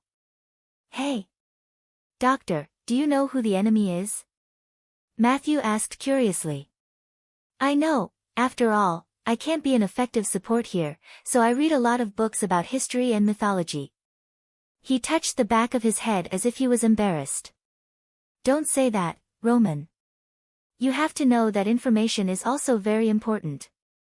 Wyrm shook his head at Roman. Wuming knew the story of Maeve, King Arthur, and Gilgamesh, so he could participate in those places when he first came. If Wuming didn't know anything, he would definitely be in the dark. Gadatsi also nodded. She didn't think that the doctor had no role in Chaldea. So, doctor, who is the enemy? After Gadatsi asked the question, Roman nodded and began to explain. The black hat is a kind of black top hat handed down from the Heian period of Japan. There are many kinds of black hats, and the standing black hat is one of them, but generally, the standing black hat is worn by men, and the most famous woman who wears the standing black hat is Suzaku Guzan. Suzaku Guzan. Wuming was puzzled. He really didn't know this name. There are many rumors about Suzaku Guzan's identity, such as female thief, female ghost, angel, goddess, etc. However, so far, most people agree that she is the daughter of the demon king of the fourth heaven. She is the angel who was ordered to descend to earth during the Heian period. She didn't want to turn Japan into a demonic country, so she fell in love with Sakano Tamura when they were killing ghosts together. In the end, she was killed by her lover. Roman briefly introduced the fox-eared girl, Suzaku Guzan. But now, it seems like she is a female bandit who occupies a mountain and calls herself king. Roman smiled helplessly. According to Selander, the enemy's noble phantasm is countless golden katanas that fall like rain. That should be one of the three swords of Suzaku Guzan, the Manjushri, the Sword of Wisdom, and the Sword of Harmony. As Roman spoke, Wuming also recalled the other katana that was emitting a silver glow. If that's the case, the katana that is emitting a silver glow is one of the other two swords, right? Roman nodded. That silver sword should be the sister sword of the Sword of Harmony. It is the Samantabhadra Merciful Sword. However, there are also rumors that the Sword of Wisdom is the same as the Sword of Wisdom. Wuming thought of a guess. Since the Sword of Harmony was used to attack, the enemy must have used the Sword of Harmony for some other purpose, such as increasing the precision of control. This could also explain how the enemy could attack Wuming, who was at the foot of the mountain from such a distance. However, this was just a guess. In short, the enemy would not take it. However, Wuming had the advantage. If the enemy is an angel, she should have divinity. Roman thought for a moment and nodded. After all, every rumor is related to the angel. The probability of the enemy having divinity is very high. Then, Wuming smiled. Since she has divinity, I have a way to deal with her. After all, Wuming's Dragoness space had a lot of pseudo-heavenly locks. At the beginning, because he knew the magic of heavenly locks, Wuming deliberately made high-quality pseudo-heavenly locks. Even if they were not used, they would not disappear. After using them, as long as they were injected with magic, these pseudo-heavenly locks would be renewed. Wuming prepared those pseudo-heavenly locks to deal with the followers with divinity. Since the enemy has already made a move against us, I'm afraid the road back to Riverdon will not be easy, so, Wuming paused for a moment, which made Gadatsi, Matthew, and Roman puzzled. So let's go straight in. Wuming smiled at Gadatsi and the others. Ah! Screams resounded through the world. Good lord, after going around in circles, they still ended up attacking the enemy's base. Boise. Karna saw that a mountain in the Rocky Mountains had been blown up. When he took a closer look, he saw pure white and holy magic. There was no doubt that it was Wuming's noble phantasm. Is it that fast? I thought it would take a few hours to start. Although Karna's tone was doubtful, he did not stop moving. He held his golden spear, gave orders to the mechanical infantry in Boise City, and ran towards the location where Wuming released his noble phantasm. In any case, it was agreed that Karna would support them under the command of Wuming's noble phantasm. Hence, Karna left immediately. On the other side, Denver City. In a dark hall, behind a curtain without any means of lighting, a figure kept pouring wine and drinking wine. How did she know that it was wine? The fox-eared girl, or rather, Ling Lu Guzan, had already smelled a lot of wine when she walked to the door. It's really good wine. Ling Lu Guzan thought to herself. Although she did not drink much, as a female thief who once occupied a mountain, she said that she would drink as long as she was told that it was good wine. However, she did not dare to drink the wine that the figure in front of her was drinking. It was poisonous wine. What if she drank it to death? Ling Lu Guzan walked into the hall and said without a care. I failed, Shitendaji.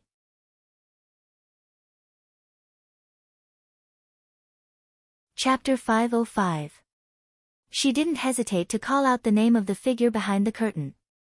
Her tone didn't have the slightest bit of respect. The other party was only able to make them submit temporarily because of the Holy Grail. They could still listen to normal orders, but if they encountered any orders that went against their will, they would naturally go back and fight back.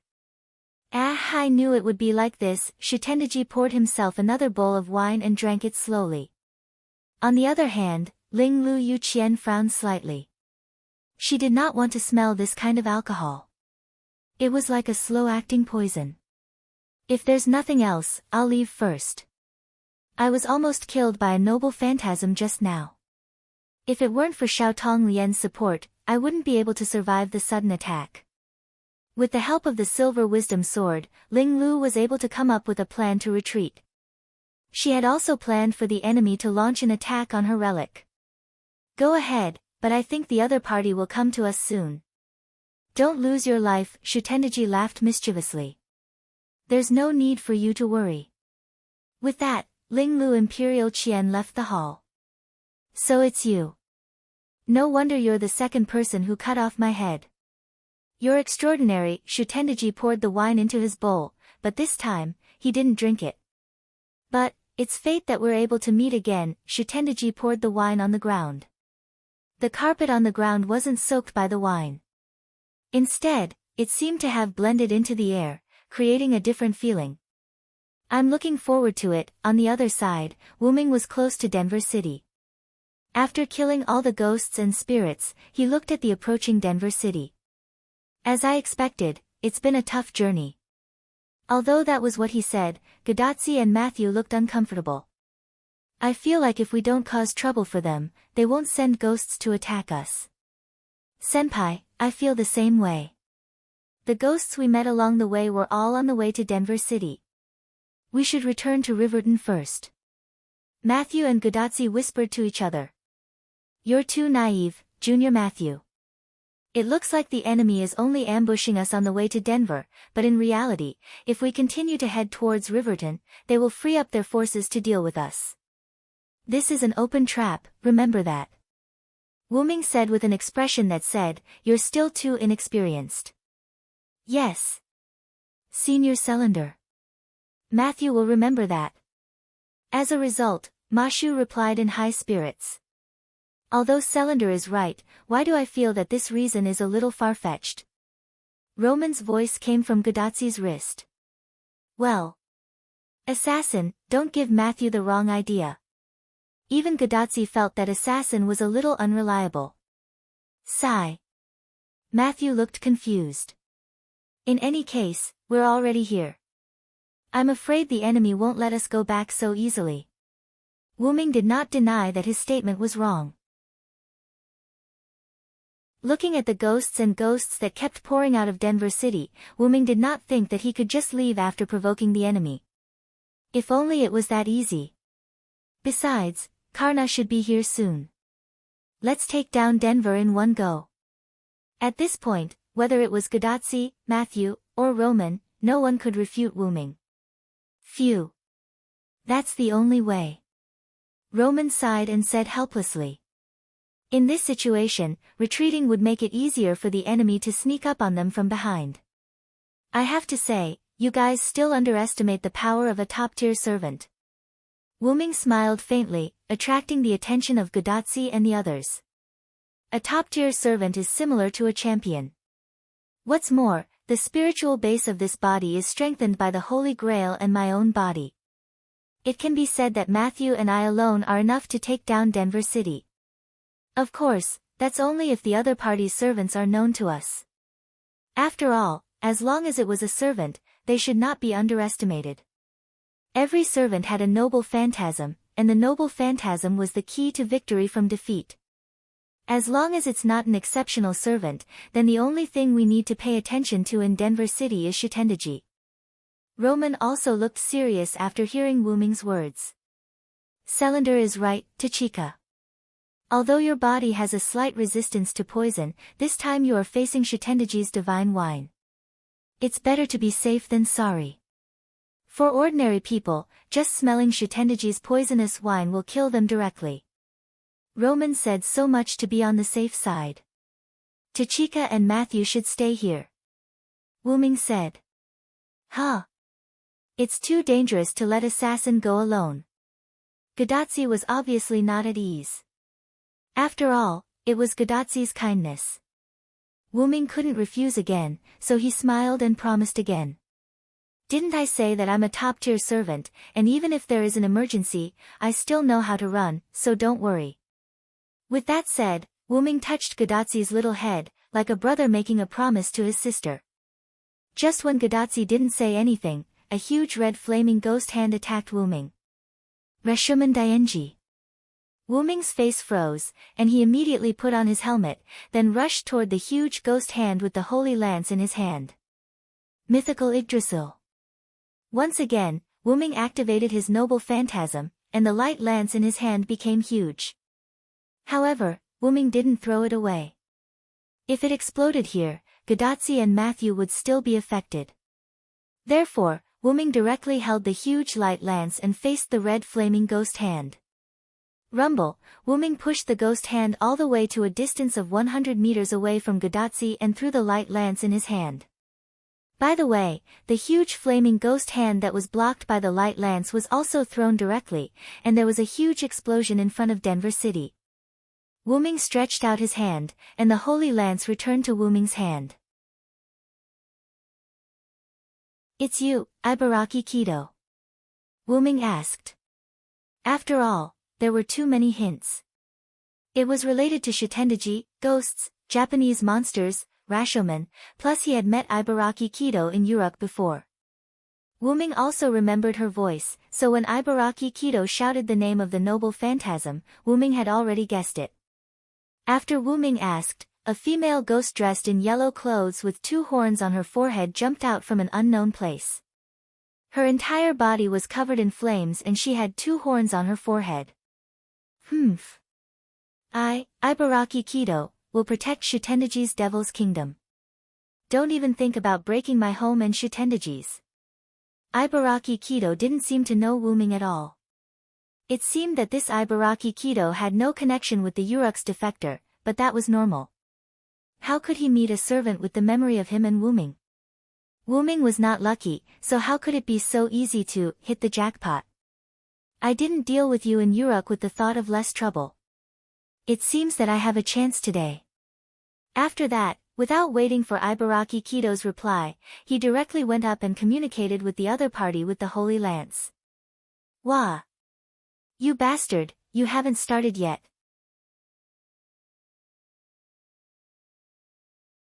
Chapter 506. Aw! Facing the White Knight who sneak attacked him, thought he was, Ibaraki Dojo roared like a ghost who had been provoked. At the same time, a gust of wind blew around Ibaraki Dojo. The wind helped the fire, and the hot flame rose to the sky, rushing toward Wu Ming who was attacking Ibaraki Dojo. Puchi! Wu Ming condensed his magic power into the holy spear in his hand and swept it across, dispersing the fire of karma. Then appeared in front of Wu Ming's eyes was a bone sword full of strange aura. Clang! Using the holy spear to block the bone sword's slash, it made a harsh collision sound. Wu Ming slammed hard, trying to push Ibaraki Dojo who was holding the bone sword out, but found that he couldn't push him out. Ibaraki Dojo's whole body exuded magical power, and the bone sword in his hand was also attached with demon aura. Hey hey hey! Want to fight with a ghost? You're too naive. Ibaraki Dojo seemed to have found Wu Ming's mistake, and his face kept smiling, as if he was mocking and proud. Zzzzzzzzzzzzz, Wu Ming held the holy spear with both hands, and Ibaraki Dojo, who was holding the bone sword with both hands, kept exerting force. The holy spear and the bone sword rubbed against each other, making a harsh sound. Wuming really couldn't push Ibaraki Dojo away, but Wuming knew that although Ibaraki Dojo was a ghost, his strength as a servant didn't surpass Wuming. This point was discovered by Wuming when they fought, so it was reasonable to say that such a situation shouldn't happen. However, the other party seemed to have used an ability similar to the release of magic to strengthen his power. Ibaraki Kido's demonic aura was the best proof of this. However, Ibaraki Dojo wasn't the only one with skills. Wuming also had magical power. Boom! Wuming frowned, and a strong magical power burst out from the back of the armor below the shoulder, like a cloak, floating behind Wuming, and like a comet tail, providing Wuming with strength. As a result, Wuming gradually suppressed Ibaraki Dojo. What? Ibaraki Dojo was shocked. She did know that the White Knight in front of her had the strength to suppress her, but she didn't expect that she still couldn't suppress the opponent with the help of Ghost Seed Demon. Is this guy Berserker? How is he stronger than a ghost? Ibaraki Dojo complained loudly in annoyance. When she saw the White Knight in front of her holding a gun, she thought that her enemy was a gunman. Who would have thought that the other party was so strong? What a coincidence, I'm Berserker. Wuming was quite impressed with Ibaraki Kido. In this kind of situation, he still had the ability to chat with Wuming. Naturally, Wuming couldn't let him down. Damn it! Don't underestimate me! Ibaraki Dojo roared, and then swung her right hand down. That's right, maybe because the connection of the right hand was unstable, Ibaraki Dojo had been using her left hand to hold the sword. Ibaraki Dojo used her right arm to hold the bone sword, and her entire right hand fell down. As if she could control it, Ibaraki Dojo's right hand flew around Ibaraki Dojo. Was it Ibaraki Dojo's demonic hand that was cut off? Wuming Dojo's eyes narrowed, and Ibaraki Dojo finally had some free time. You didn't expect it, right? Since my right hand was cut off, although I took it back, it still couldn't connect with my right arm. Instead, it became my noble phantasm. Ibaraki Dojo looked at Wuming Dojo in front of her proudly. Take this. Reshuman Daenji. The demonic hand that was floating around Ibaraki Dojo turned into a huge flaming demonic hand as Ibaraki Dojo's noble phantasm was released. Wuming felt a sense of danger from the demonic hand that was wrapped around the demonic hand. It was as if his noble armor was nothing and could hurt him at any time. However, even without the armor, Wuming Dojo wasn't weak. Therefore, he didn't do anything else and continued to suppress Ibaraki Dojo. Then, when the huge demonic hand grabbed Wuming, Wuming shouted calmly. Karna! Huh? Ibaraki Dojo looked at Wuming Dojo in confusion, not understanding what he meant. Brahmastra, Brahma, cover the earth. A laser-like golden heat ray shot from afar and hit Ibaraki Dojo from below Wuming Dojo's arm. Dash! Ibaraki Dojo spat out a mouthful of blood from his mouth. The blood that spilled on the ground was filled with heat and started to burn. Bang dash! Wuming Dojo's magical power surged as he slapped Ibaraki Dojo away. Damn it, this is the breath of the sun. Ibaraki Dojo felt the scorching breath that was still in his body and spoke with difficulty. This scorching heat continued to burn Ibaraki boy's body, making him suffer unspeakably. Just when Wuming Dojo was about to kill Ibaraki Dojo, a piece of talisman paper flew between Ibaraki Dojo and Wuming Dojo. Boom dash, the talisman paper turned into a flame that soared into the sky. However, from Wuming Dojo's point of view, it was just a flame barrier. Its purpose was naturally to buy time for Ibaraki Dojo who was behind the flame barrier. Wuming Dojo swept out with his holy lance that contained powerful magical power, and the flame barrier was instantly broken. Where Ibaraki Dojo was originally, there was only a small pool of blood that had begun to burn. I forgot that Ibaraki Dojo had escaped from the 4 heavenly kings of Lai Guang. I'm afraid that has become a skill or a noble phantasm. Giving up chasing Ibaraki Dojo, Wuming Dojo turned around and returned. When he came to Matthew and Godatsi, Wuming Dojo saw the person he had just called out. You came quite quickly, Karna. At this moment, a white-haired man in golden armor was standing beside Gadazi and Matthew. The flame in his right eye had not subsided yet. It was Karna. I came with all my strength after seeing your noble phantasm. It was just a coincidence. Karna shook his head modestly, and the flame in his right eye swayed as he shook his head. It was quite interesting. Furthermore, it was quite clear that the Brahmastra had been launched from Karna's eyes.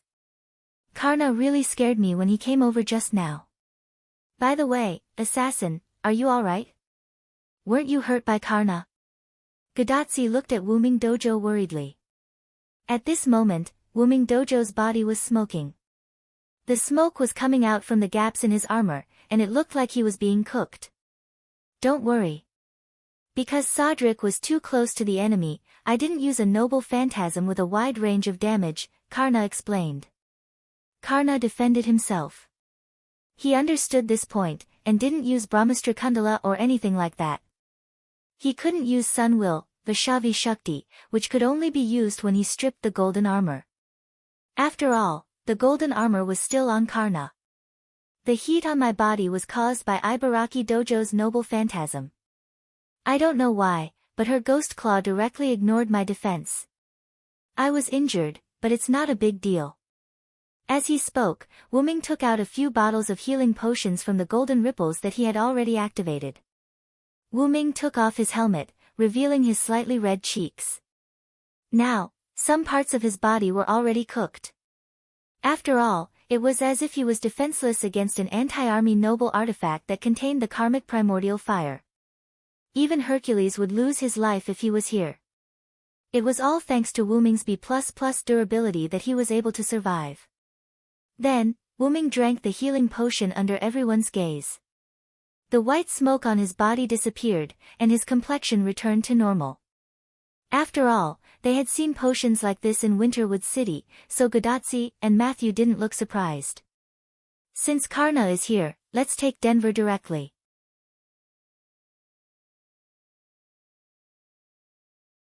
Chapter 507. Gadazi nodded.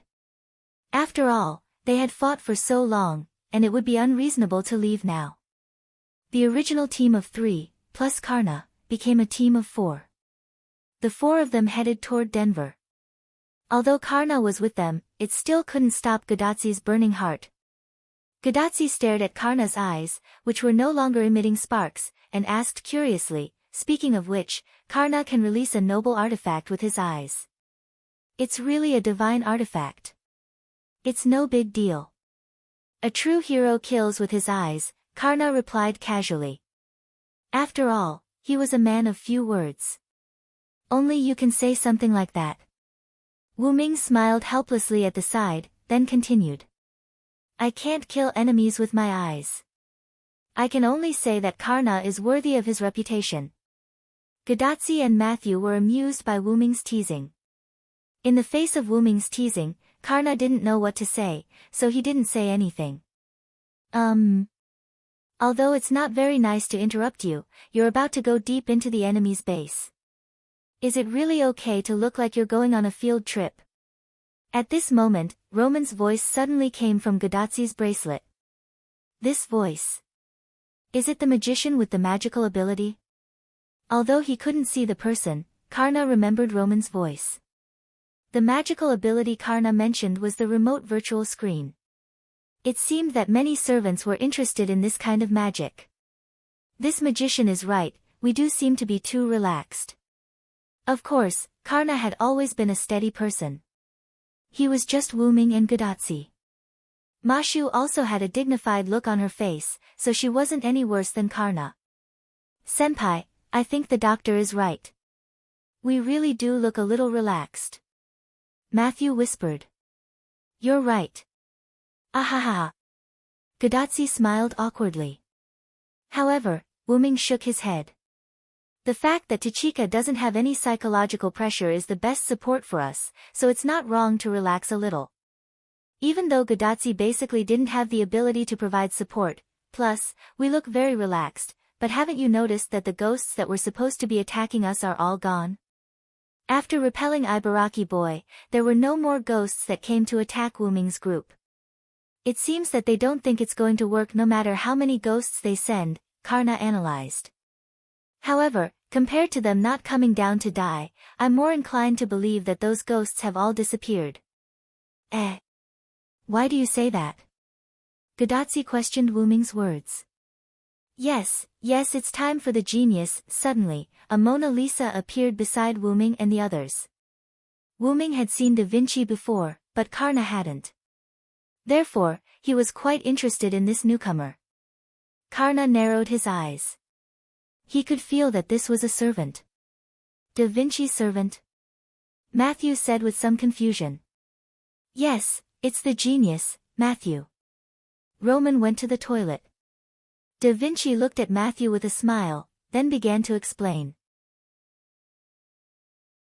Although it's strange, the detector on my side has clearly detected that something is amiss ahead. The ahead mentioned by Da Vinci was a place like a cliff in front of them. Da Vinci's servant, but there's nothing in front? Godatsu was also very puzzled. I forgot to mention this, Matthew.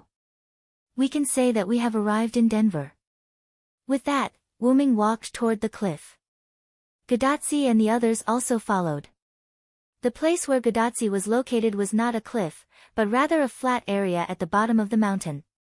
Of course, even so, its average altitude was still 1,600 meters above sea level. A huge fortress similar to a Japanese-style ancient city is located below. That is the city of Denver. It can be said that the city of Denver is at the foot of the Rocky Mountains. I was a little worried about what to do if there was a mudslide or something. After the improvement of the genius, Chaldea's instrument has adapted to the high magic density environment. There should have been a lot of life in front of us, but after you defeated Ibaraki Boy, all those lives disappeared. Although Chaldea's instrument is used to detect magic, the magic in this world is transformed by life, so it can also detect magic. Anyway, whether they were killed or used as sacrifices, most of the ghosts in the strange city of Denver have disappeared. That is to say, the remaining magic waves belong to the servants, right? Wu Ming asked. That's right. This is a battle between heroes without their servants. Anyway, only you and Karna can participate in the battle. Matthew still has to protect Tachika. So, that's it. I still have to continue improving the instrument here. Good luck, Tachika. After that, Da Vinci cut off the communication. As expected of Da Vinci's kin. As always, he feels reliable. Godatsu smiled awkwardly. Obviously, reliable was a derogatory term. Don't worry. I think she probably thinks that Karna and I are here, so Da Vinci can rest assured that we will protect you. You should know that both Karna and I are not simple people, Wu Ming comforted. Let me say something first. Karna raised his hand. I don't have the ability to protect others. This armor is the only thing that can protect others. However, because Sadrik and I are the only combatants here, I can't easily hand over the armor to you. After all, if Karna had given his armor to Godatsu, then he would have been much weaker than Godatsu. After all, not only did he have to release the fatal sun wheel, but he also had to give up the golden armor to Vasvi Shakti. Without the golden armor, Karna would no longer be the invincible Karna he used to be. At that time, he would have to be like an ordinary warrior and not let himself get hurt easily. Because without the golden armor, Karna was neither invincible nor able to recover from his injuries, nor could he use the essence of the sun to heal the foreign objects in his body, so he was much weaker. You don't have to worry about that at all. Matthew is very reliable. Godatsu said to Karna with a smile. As she spoke, she gave Matthew a thumbs up, which made Matthew's face instantly turn red. However, Matthew did not hesitate to protect Godatsu. I won't let any senior come to any harm. Looking at Matthew's determined and powerful eyes, both Wu Ming and Karna smiled with relief. It's your blessing to have such a servant, master. Karna chuckled. The praise made Matthew's face turn red again, and Godatsu looked at Matthew happily. Because Matthew is my lovely junior, Gadatsi hugged Matthew as she spoke. Senpai. Wait a minute. Mashu, who was being held, could only struggle weakly. In that case, I'll lead the way first. Wuming nodded to Karna, Gadatsi, and Matthew, then stood at the side of the mountain. Mythical Yggdrasil.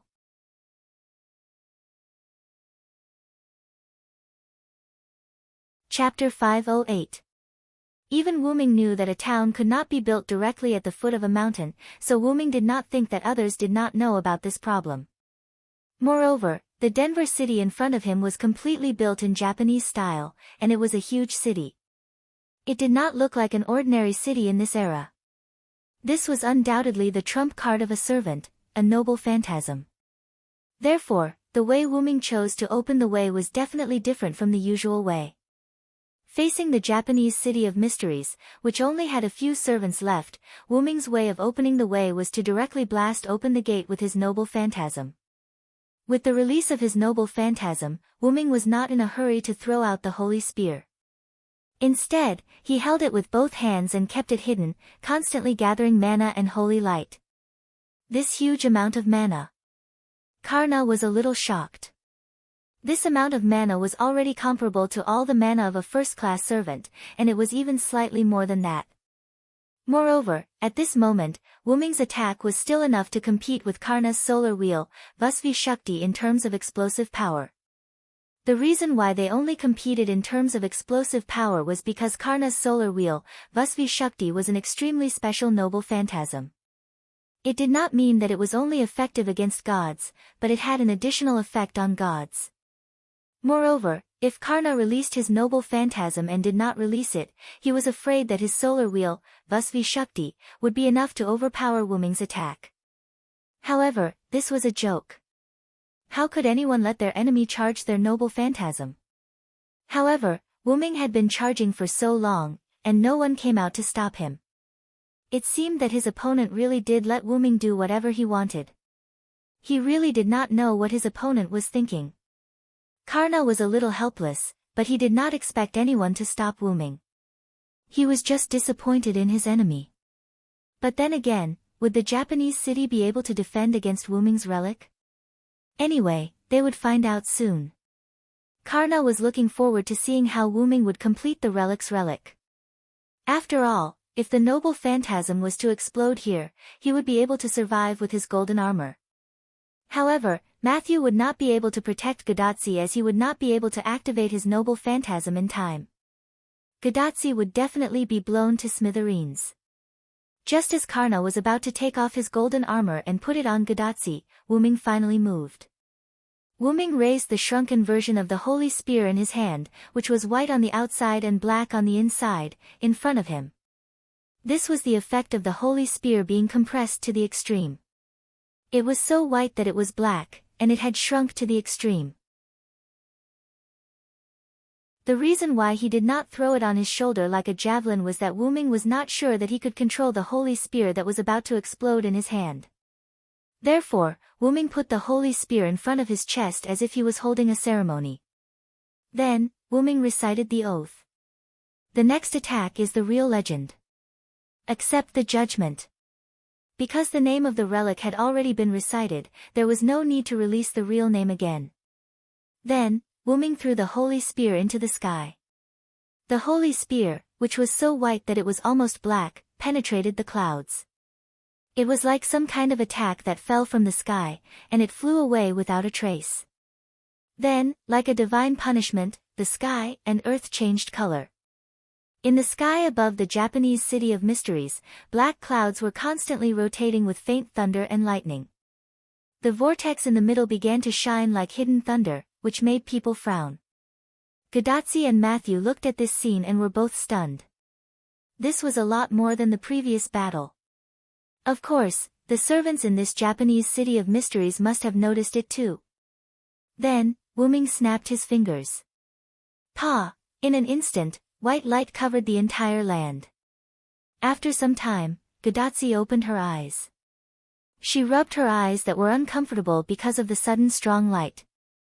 Then, Gadatsi began to look around. Matthew was holding a shield to protect Gadotsi, while Karna was in front of Matthew, using his body as a shield. Matthew did it subconsciously. He did not know that Wyrm had calculated the range of the attack, and he did not know that the damage of the relic would not affect here. However, some of the wind swept over. That was why Karna chose to stay in front of Matthew and Gadotsi when he knew that there would be no actual harm. This move is too cruel. Gadotsi held back for a long time, and that was all she could say. Karna nodded. Wyrm's move was comparable to his Godslayer spear. It was quite destructive. However, Wyrm waved his hand calmly. After all, no one came out to disturb me. This is a rare opportunity. If I don't accumulate more mana, wouldn't I be sorry? That was the terrifying thing about Wyrm's spiritual base. It did not seem to be too powerful, and it felt no different from the previous servants' bodies. However, that was not the case. The interior of this spiritual base had been carefully modified by Wyrm, and the modification took place in the root. It could be said that if Wyrm wanted to, he only needed to accumulate power for a day and a night, and then use the relic to self-destruct.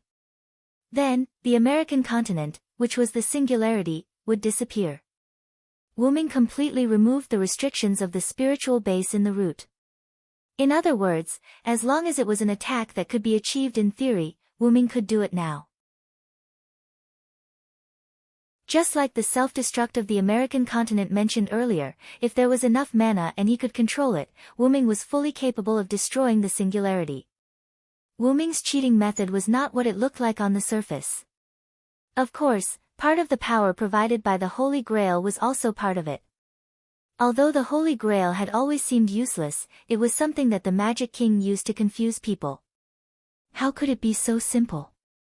After Chaldea recovered the Holy Grail, he also nervously protected it. Da Vinci also studied it very carefully. Naturally, the Holy Grail could not be underestimated.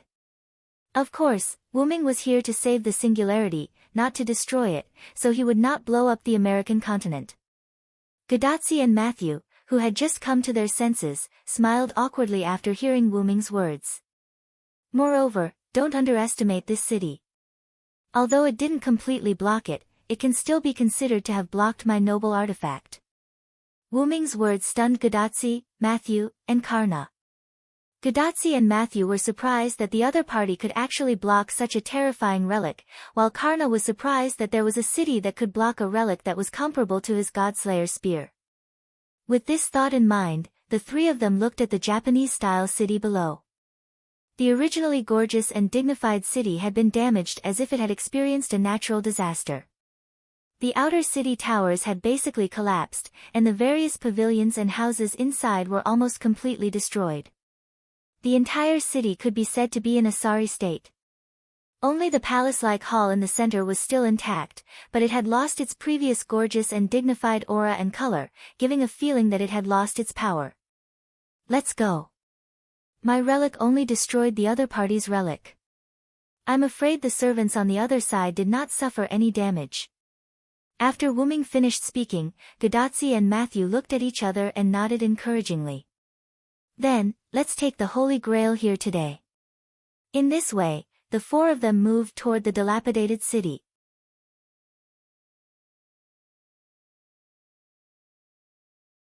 Chapter 509. Because the distance was very close, the four of them only took a few minutes to reach the gate of the city.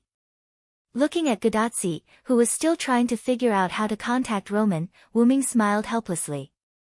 Because of Wyrm's noble phantasm, the communication device that had been repaired was destroyed again. Because Da Vinci modified the communication device to adapt to the situation of high magic concentration, Wyrm directly used super magic explosion on her and directly cut off the communication system. It was estimated that if they wanted to contact each other again, Da Vinci would have to further modify the device, at least to adapt it to the magic concentration of Kenzaki's atmosphere. No longer paying attention to Gadotsi, Wyrm looked at the half-destroyed door and said thoughtfully. To be able to do this, I'm afraid the other party used the Holy Grail. Karna nodded after seeing the situation. I'm afraid that's the case, otherwise, I really can't think of any defense that can block such a catastrophic attack. However, Wyrm smiled slightly. He really did know of a noble phantasm that could defend against any kind of damage. King Arthur's scabbard, Avalon. As someone who was familiar with the story of King Arthur and had accompanied King Arthur for half of his life, Wyrm naturally understood the power of Avalon. True name Liberation could produce an unparalleled defensive barrier that was like a layer of scales, and even the good separation sword might not be able to break it. And Avalon could also make the wearer never get hurt, and it was in a semi-invincible state. Wyrm knew that Avalon would be accidentally lost, but because Wyrm thought that Artoria needed Avalon more, he had always asked Artoria to carry it with her. Anyway, Avalon was not lost until Wyrm left by himself, but from the ending, Avalon was still lost. Perhaps this was the will of the heavens. Damn it! If it weren't for the fact that Wyrm had played his part, being a knight, how could Morgan Le Fay have been tricked by him? In a direct confrontation, Morgan Le Fay wouldn't have been able to defeat Wyrm. Moreover, if Wyrm's main body had appeared at that time, he would have been able to crush Morgan Le Fay with his little finger. Moreover, he wouldn't have needed any reason to do so. After all, if you provoked the origin dragon, would it need a reason to crush you? Of course not. The more Wyrm thought about it, the angrier he got. He quickly took a deep breath and stopped thinking about it. Phew, Karna looked at Wyrm in confusion, but didn't say anything. Ahem. Let's go in. Wyrm coughed and walked toward the door. As soon as they entered the city gate, Wyrm realized that something was wrong. He immediately waved for Godatsi to stop. The air here is highly toxic. Then, he immediately covered himself with magic power. Wyrm realized that not only the air, but even the ground under his feet was full of poison. Strangely, the poison didn't spread outside. It was as if the city was an inherent enchantment filled with poison.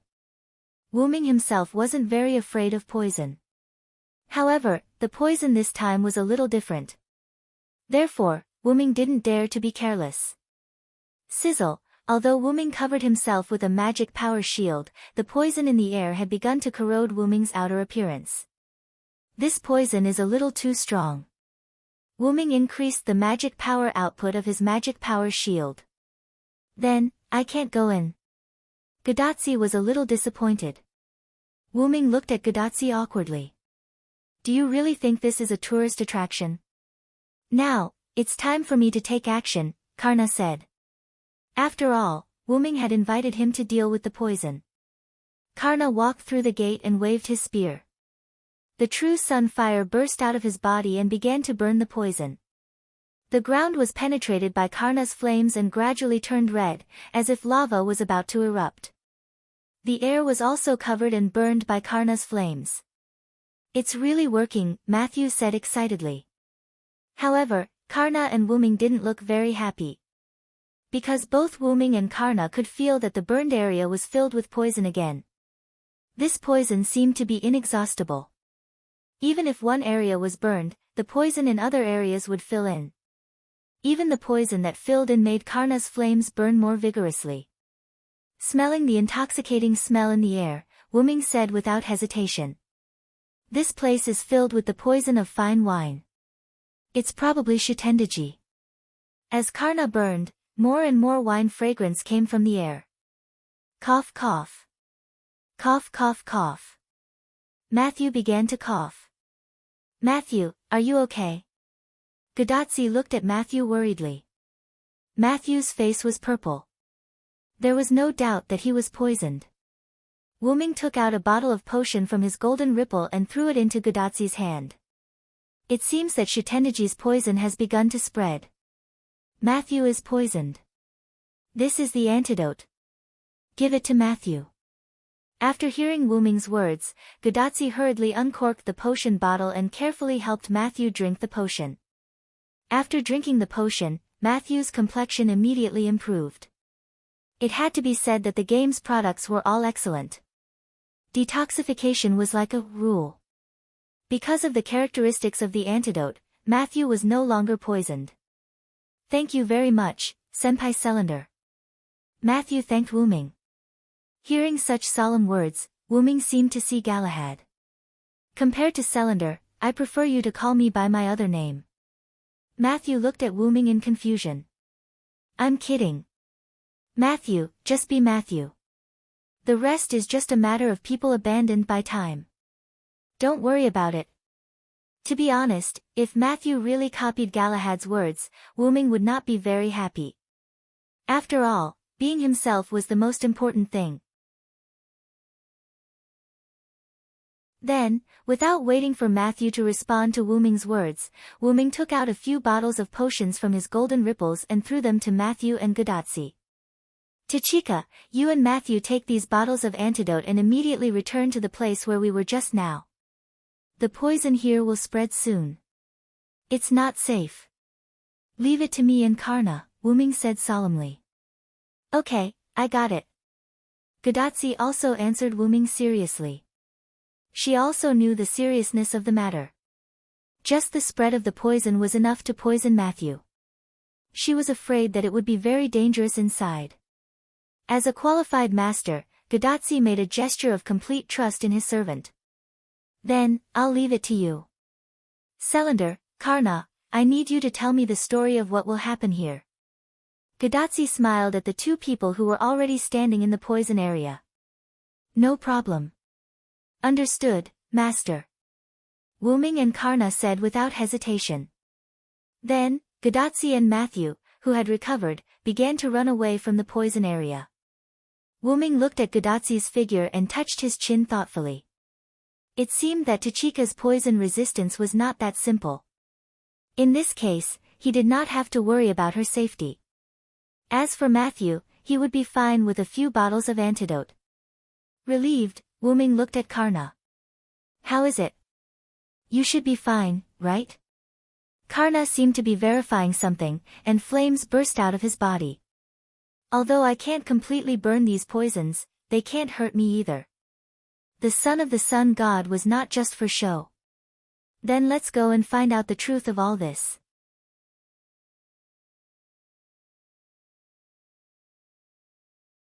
Chapter 5:10. This poison that defied common sense was able to block Wuming's precious artifact. They were clearly a power, yet they knew their place. This was what they were currently puzzled about. However, there was a more important point. They had to retrieve the Holy Grail and save this era. Therefore, it would be best if they could retrieve the Holy Grail without bloodshed and without any casualties on either side. However, from Lulu's previous attack and the current poison, it was clear that the other side had no intention of making peace. It could only be said that the heroic spirits were a group of super problematic characters who were bored in the heroic spirit palace. The reason why heroic spirits were called heroes or anti-heroes was that they were different from ordinary people. And these differences had long since established their identities as problematic characters.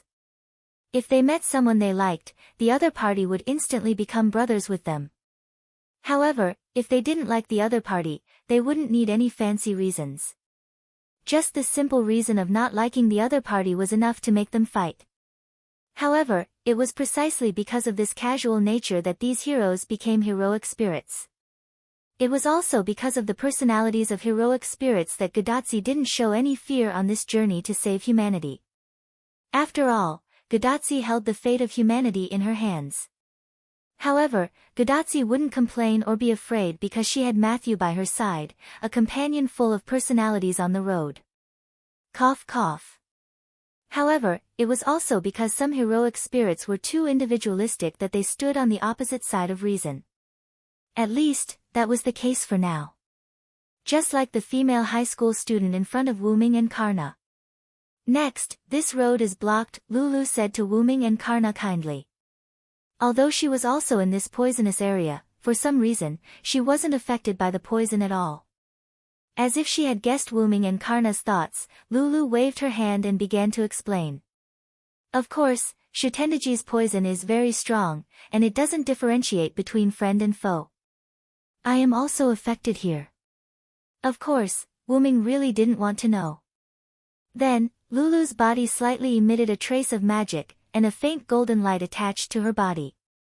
It's all thanks to the Holy Grail, Holy Grail. Wu Ming could more or less guess what was going on. After coming into contact with the Holy Grail, he had temporarily gained immunity to Shitendaji's poison. Okay, then I'll leave this holy maiden, who also has divinity like you, to you, Karna. After Karna nodded, Wu Ming changed direction and continued to walk toward the central hall. No, wait a minute. Why did you leave just like that? Ling Lu Guzan felt helpless when he saw Wu Ming leave without paying attention to him. Whoosh, with the sound of the wind, Lulu dodged the spear, Karna, who was rushing to attack. You to me, Karna, you, to attack, Lulu's is to me. Lulu's to say, Karna, Lulu to attack, to kills to hit full, you, attack. Since you're an enemy, then let's fight. Karna, who had transformed into an aloof Adonis, didn't say anything else and swung his spear at Lulu again. Bang! A samurai sword emitting a golden and silver glow blocked Karna's spear. Lulu took out the Samantabhadra wisdom sword from somewhere and blocked Karna's attack. Since the Samantabhadra had already appeared, the Samantabhadra naturally appeared as well. A samurai sword emitting a golden glow floated in the sky. It was the Samantabhadra. The Samantabhadra split from 1 to 2, 2 to 4, and 4 to 8. In just a few seconds, it had split into hundreds of Samantabhadra. Then I'm going to get serious too. Take this attack, demigod hero of India. Ling Lu's previous carelessness was replaced by a solemn expression. Tenki aim, heavenly phantom rain. In an instant, hundreds of Samantabhadra fell directly in front of Karna and Lulu, causing a violent explosion. Boom! Boom! Boom! In front of him, Wu Ming heard the explosion behind him and glanced sideways. You should have no problem dealing with Lulu, right? Good luck, Karna. With that, Wu Ming sped up and ran toward the central hall. When he was almost at the front of the hall, a woman in a gorgeous blue dress that resembled a witch's costume appeared in front of Wu Ming, half kneeling. She had the same fox ears and tail as Lulu, but the fox in front of Wu Ming looked a little like a wife.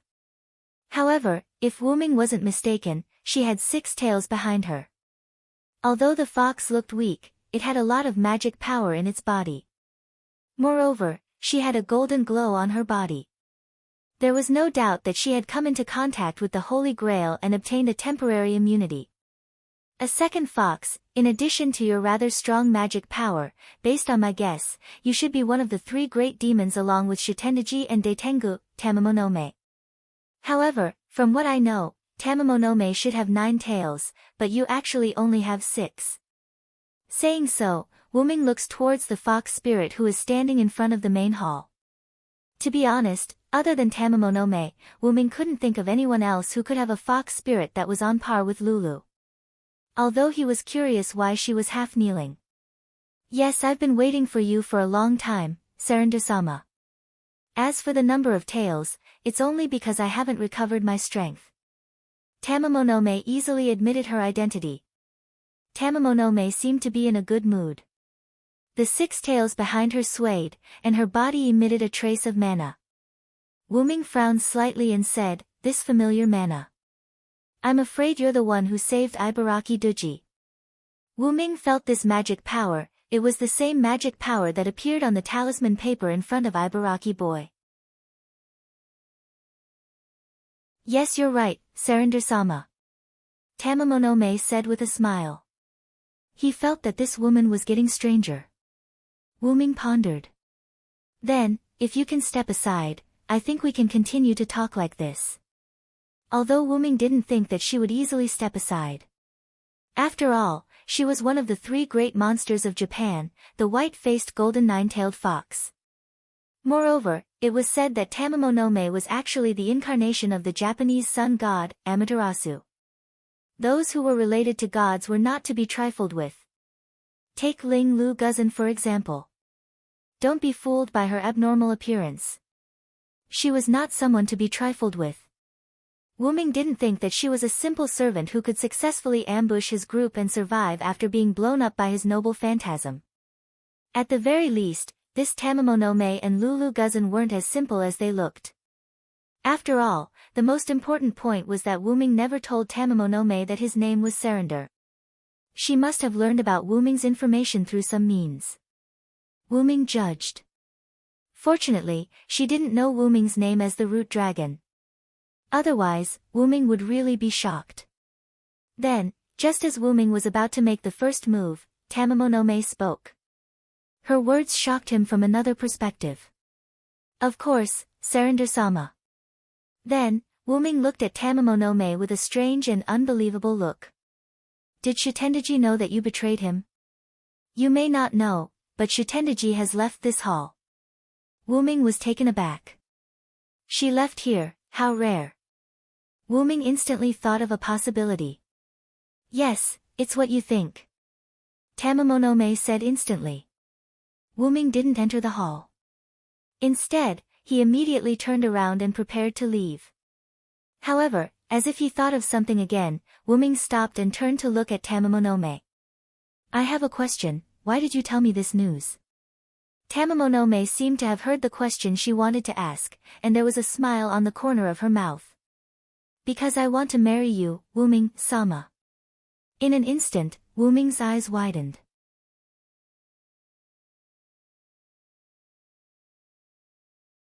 Chapter 5:11. Wuming's eyes widened, showing that his heart was not calm. After Wuming finished releasing his noble phantasm, the sky had become cloudless. Wuming's eyes sharpened as he was drenched in the sudden rain of the sun. Wuming suddenly appeared in front of Tamamonome. Wuming stretched out his hand and directly grabbed Tamamonome's white neck. However, the magical power attached to Wuming's hand that was holding Tamamonome's neck showed that Wuming was not joking. Even if she was a servant, she would not be able to survive if her neck was broken. How did you know this name? Wuming's tone had a hint of murderous intent. That's right, Wuming was not surprised that she wanted to marry him, although he was a little bit concerned about it. Cough cough. Wuming was surprised that she knew his name Wuming. Even among the people who knew him, there were only a few people who knew his name, Wuming. In addition, the 3 extra holy grails at this singularity were arranged by the Magic King. Wuming had to guess whether Tamamonome knew his name because of the Magic King. Or perhaps, Tamamonome was simply a thug sent by the Magic King to deal with Wuming. At this moment, Wuming's mental power was completely released, and the range of thousands of meters had entered Wuming's perception range. Wuming's mental power was not only used to detect whether there were other enemies or traps around, but also to see if he had fallen into his opponent's illusion. Although Wuming could be said to be immune to illusion, Wuming was only immune to his own illusion. If it was not used on Wuming himself but used to change the surrounding environment, Wuming might still fall into the trap if he was not aware of it. To make a simple analogy, if you put an illusion on a stone, in theory, let the stone think that it was a flower, then the stone would think that it was a flower, and then with the help of magical power, it would make people see that there was a flower in the original position of the stone. It was similar to a simple magic trick. However, now that Wuming had completely released his mental power, he did not have to worry, the other party did not play any tricks. I learned about your identity through touching the Holy Grail, Wuming-sama. Tamamonome did not care about Wuming strangling her neck, as if she trusted Wuming and smiled. Holy Grail. Hearing Tamamonome's words, Wuming thought of such an example, but the other party did not come into contact with the Holy Grail, but with him. Back in Winterwood City, Stheno, the eldest of the 3 Gorgon goddesses, obediently submitted to Wuming because she came into contact with Wuming and learned of his identity. Strictly speaking, Stheno had the divinity of the Earth Mother, and Tamamonome also had an extremely close relationship with Amaterasu Amikami. If Tamamonome learned of Wuming's identity because she came into contact with the Holy Grail, it would not be unreasonable. Compared to Stheno, who came into contact with him and learned of his information, Wuming felt that it was more reasonable for Tamamonome to learn of his information because she came into contact with the Holy Grail. Although Wuming didn't have the same knowledge as Karna, he also monitored Tamamonome's every move, including a series of details such as breathing, every hair moved by the wind, and so on.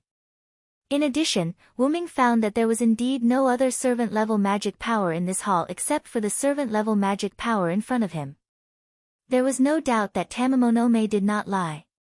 Wuming slowly loosened his hand holding Tamamonome's neck and looked at Tamamonome deeply. I still can't completely believe you.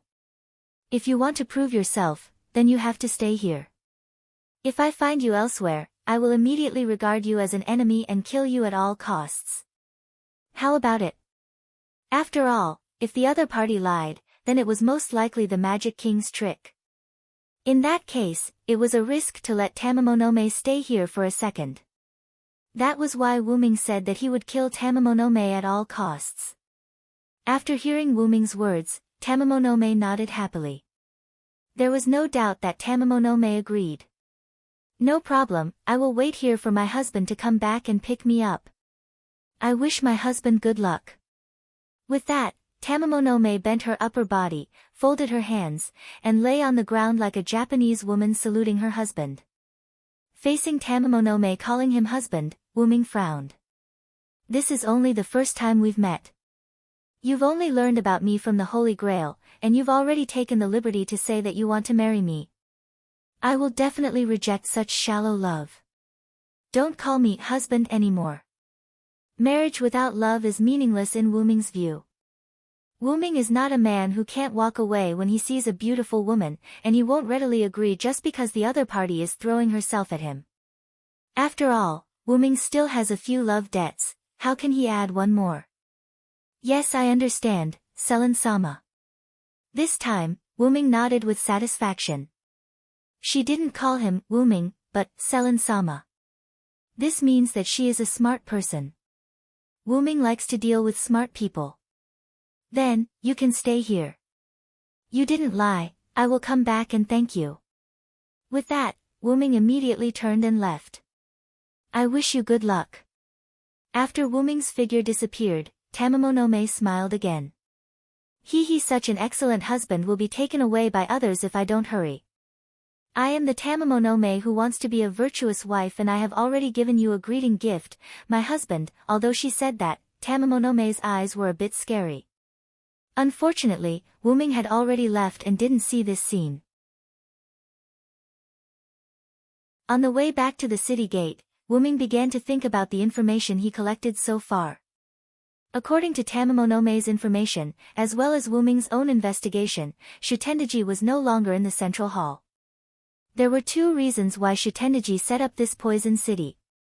First, she needed to make Wuming think that she was in the center of the poison city. After all, if they were to fight, Shitendaji's domain would be very advantageous. However, Wuming forgot that last time, even after Shitendaji left, her noble artifact could still operate on its own. This time, it might be the same. Then, why did this self-operating poison city attract Wuming? Naturally, it was to let Shitendaji escape. This was also the second reason. The entire place was filled with magic filled with poison. Under normal circumstances, Wuming wouldn't be able to detect small magic movements. This way, it was very likely that Shitendaji had already escaped from the city. From Wuming's point of view, Shitendaji wasn't a demon who would run away before a fight even started. Not to mention, Ibaraki Duji was still here. And even if Shitendaji left, where could she go? There was only one answer, which was to find Gadatsi and Matthew outside the city. Although Shitendaji wouldn't run away because of fear, he wasn't an idiot either. He wouldn't just sit there and wait for an enemy that he couldn't defeat to find trouble with him.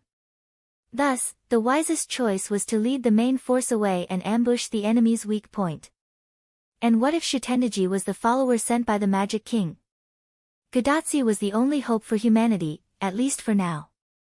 Then, as long as he eliminated Gadatsi, the Magic King wouldn't have any worries. As for why Shitendaji was so sure that only Wuming and Karna would come in, it could only be said that this was very likely a part of the plan. Wuming guessed that even if Gadatsi and Matthew came in, Shitendaji probably had a way to separate them. As expected of the leader of the great mountains, the son of the great god Ibaraki. His brain isn't any worse than a human's. Humans didn't have power, so they honed their intelligence. Demons had power, so they abandoned their intelligence. And as the son of the demon god, Shitendaji was very smart. Now, there was someone in front of him who was stalling for time. Shitendaji told me that even if I die today, I'll drag you here.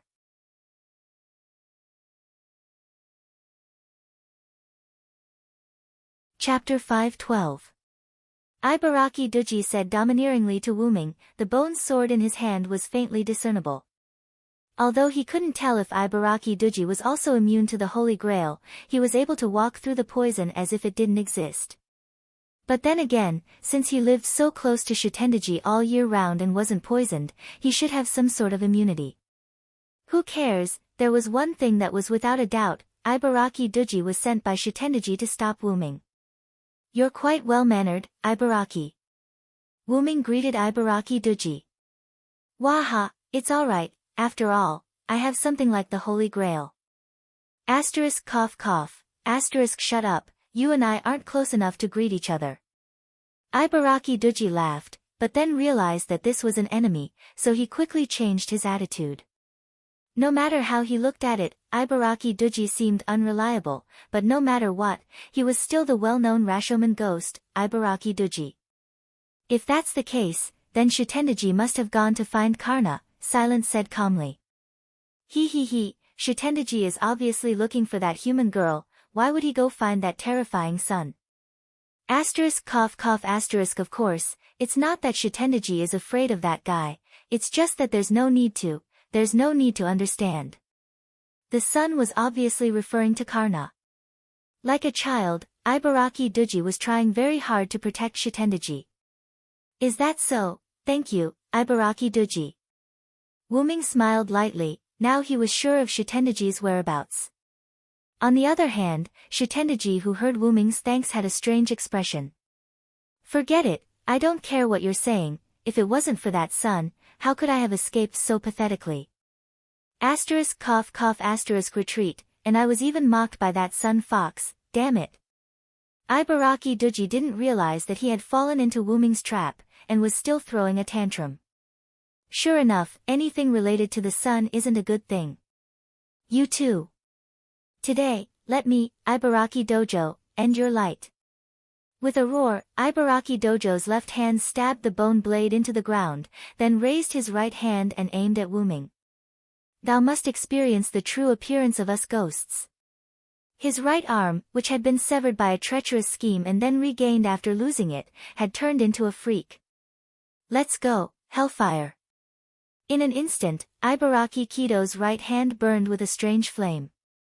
It turned out that the reason why the servants liked to chant before releasing their noble phantoms was to strengthen their noble phantoms. Of course, there was also a saying that it was more handsome. Asterisk cough asterisk just as Wuming was about to release his noble artifact to receive the attack, Wuming realized that Ibaraki boy had not fully released his noble artifact. It's not over yet. Ibaraki Kido's left hand moved away from the bone sword and placed it on his right hand. There's more than just this amount of karmic fire. Let the karmic fire of the great mountains burn. In an instant, the flame on Ibaraki Kido's right arm skyrocketed, showing an extreme golden color. Ibaraki Dojo's body was completely engulfed in flames, the only thing that could be seen was that red to the point of gold, and then gold to the point of blackening. This time, Wuming did not dare to be careless.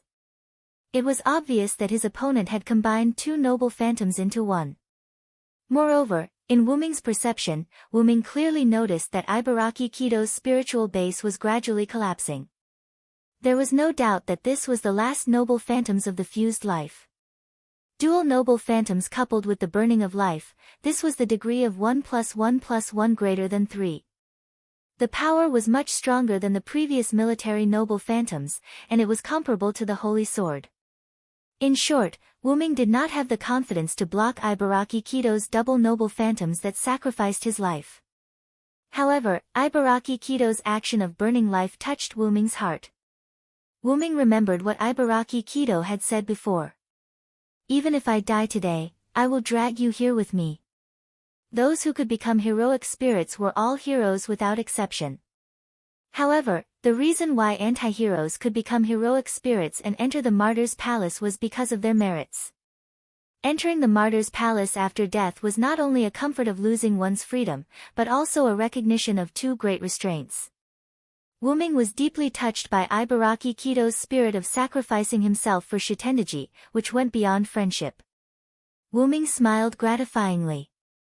Then, I'll properly receive your strongest attack, Ibaraki Kido. After saying that, the spear in Wuming's hand dissipated into mana.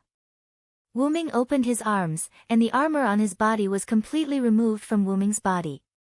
Wuming's noble phantoms were permanent noble phantoms, but it did not mean that they could not be released. Finally, the removed armor gathered in front of Wuming, constantly changing and combining.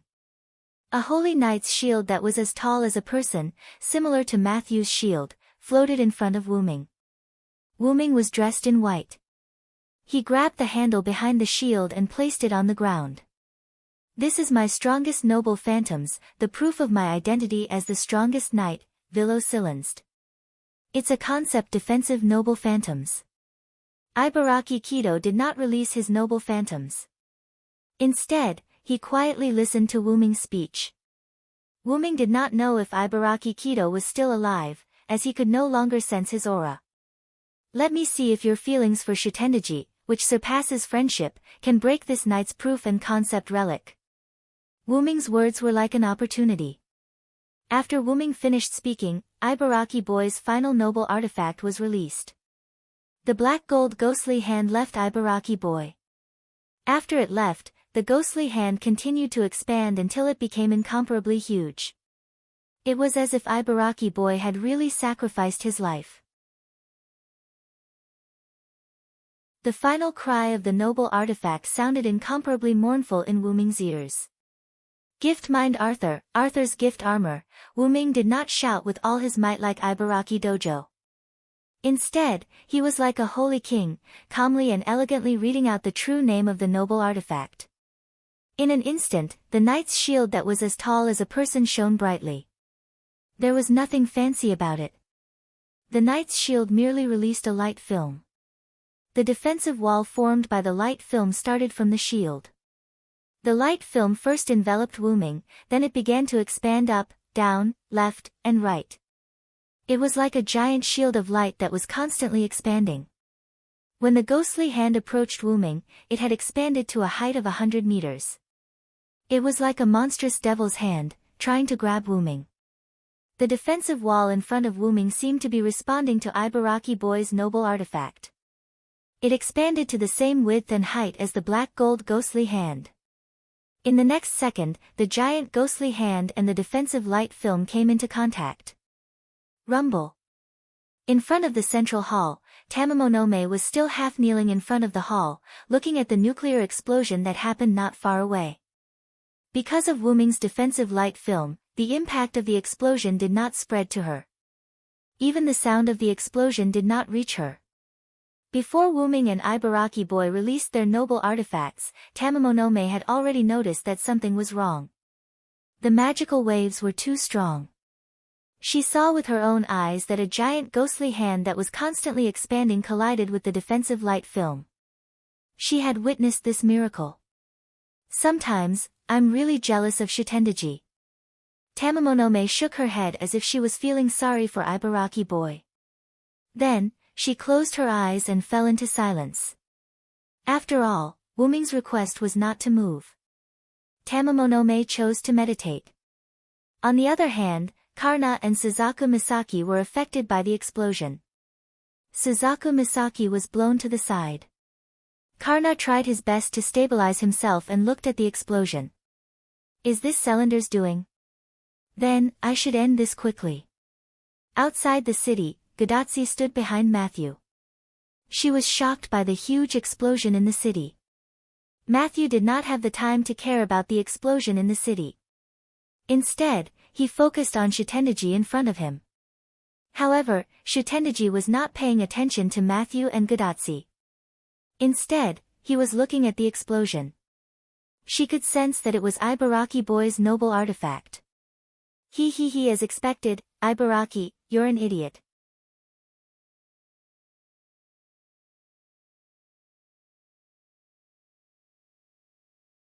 Chapter 5:13. Although Shitendaji was smiling, his smile wasn't sincere. On the contrary, there was a hint of pain in his smile, but Shitendaji managed to cover it up. She did tell Ibaraki to try his best to stop Wyrm, but she didn't tell him to risk his life. Shitendaji liked to tease Ibaraki Duji, but that was also a kind of love.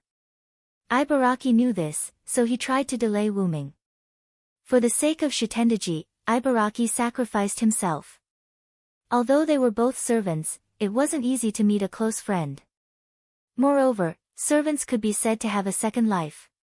To be able to meet a close friend in a second life, Shitendaji was very happy. He opened his wine gourd, smiled, and took a sip. Shitendaji no longer paid attention to the explosion. Then, let's continue. I'm looking forward to seeing if the little girl can block my poison. Matthew clenched his teeth with a bitter expression. This time, it's really bad.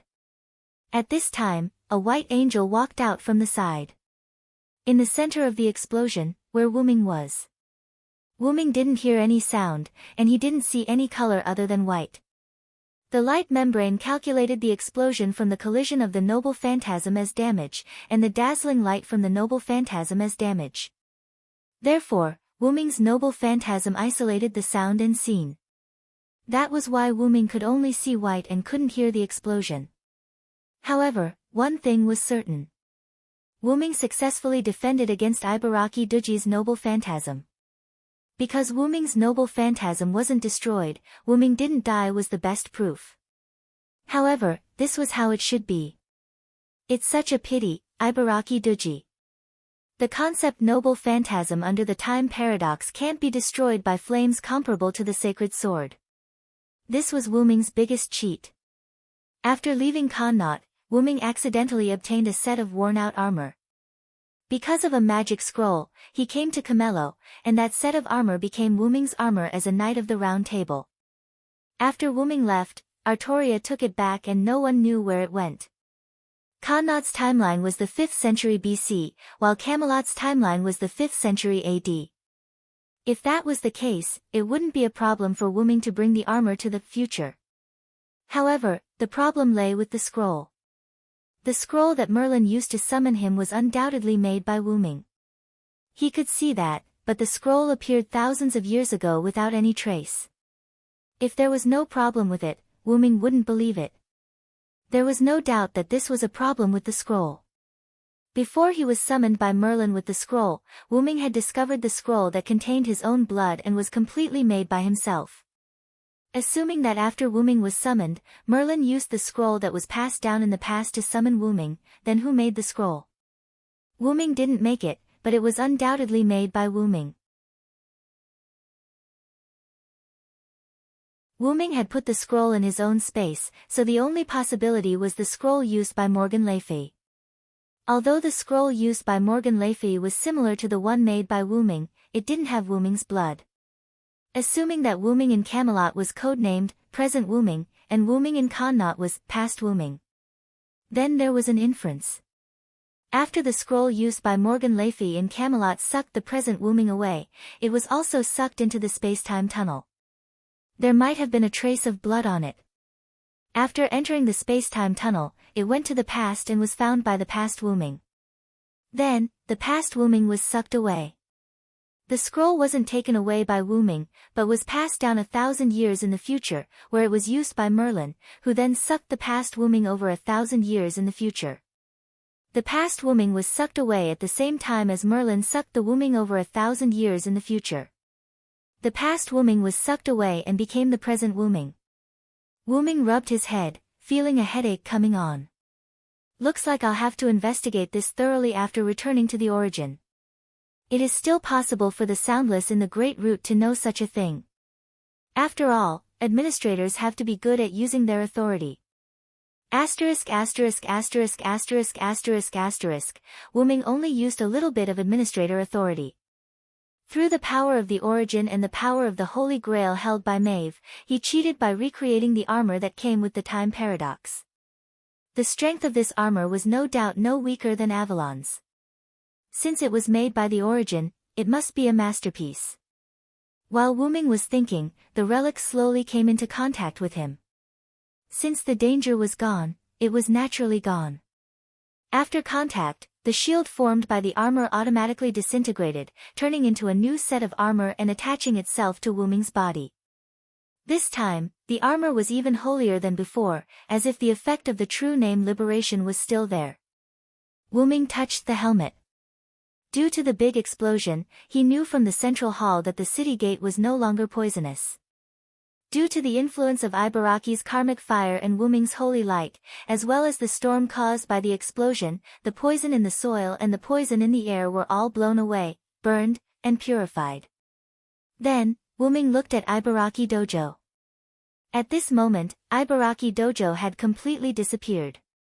Only the place where Ibaraki Dojo used to be was left with a little bit of magic crystals. Regardless of whether the opponent was alive or dead, Ibaraki Dojo would not be able to survive the final blow of sacrificing his life. Shaking his head, Wu Ming stopped paying attention to this. Then, he ran straight to the city gate. After all, there were no enemies blocking the way. Wu Ming ran straight to the city gate using the shortest route between 2 points. Near the city gate, Wu Ming ran into Karna. At this moment, Suzaku Guzan, who was opposite Karna, had disappeared. This meant that Karna had defeated Suzaku Guzan. As expected of Karna. You really won. However, in response to Wu Ming's compliment, Karna shook his head. My opponent went easy on me. This was a bit strange. However, since Karna said that his opponent had gone easy on him, then he must have gone easy on him. Karna would not lie. Let's not talk about this for now.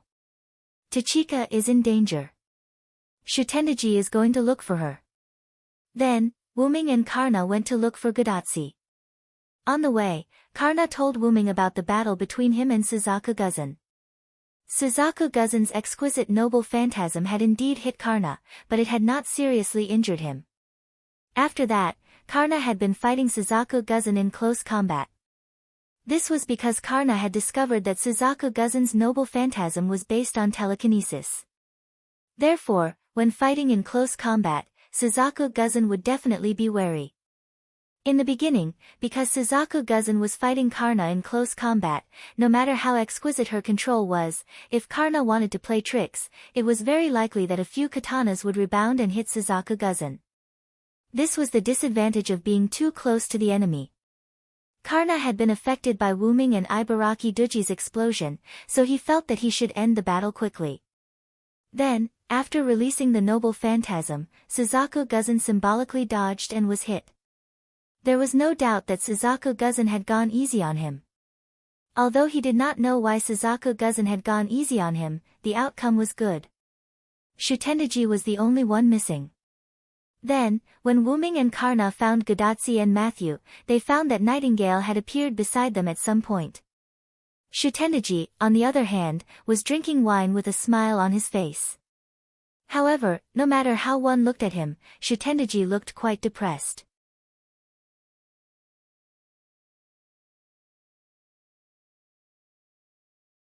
Chapter 5:14. When he saw that Godatsi was fine, Wu Ming was relieved. It was obvious that Shutendaji didn't attack Godatsi because of Nightingale, who appeared out of nowhere. I've failed completely this time. I don't have a good relationship with this lady. Shutendaji seemed to have given up and said to Wu Ming. Although Wu Ming didn't understand Nightingale's ability, seeing that she was a nurse, he guessed that her noble phantasm should be something like healing or purification. And from Shutendaji's current expression, it could be seen that Nightingale's ability completely restrained her.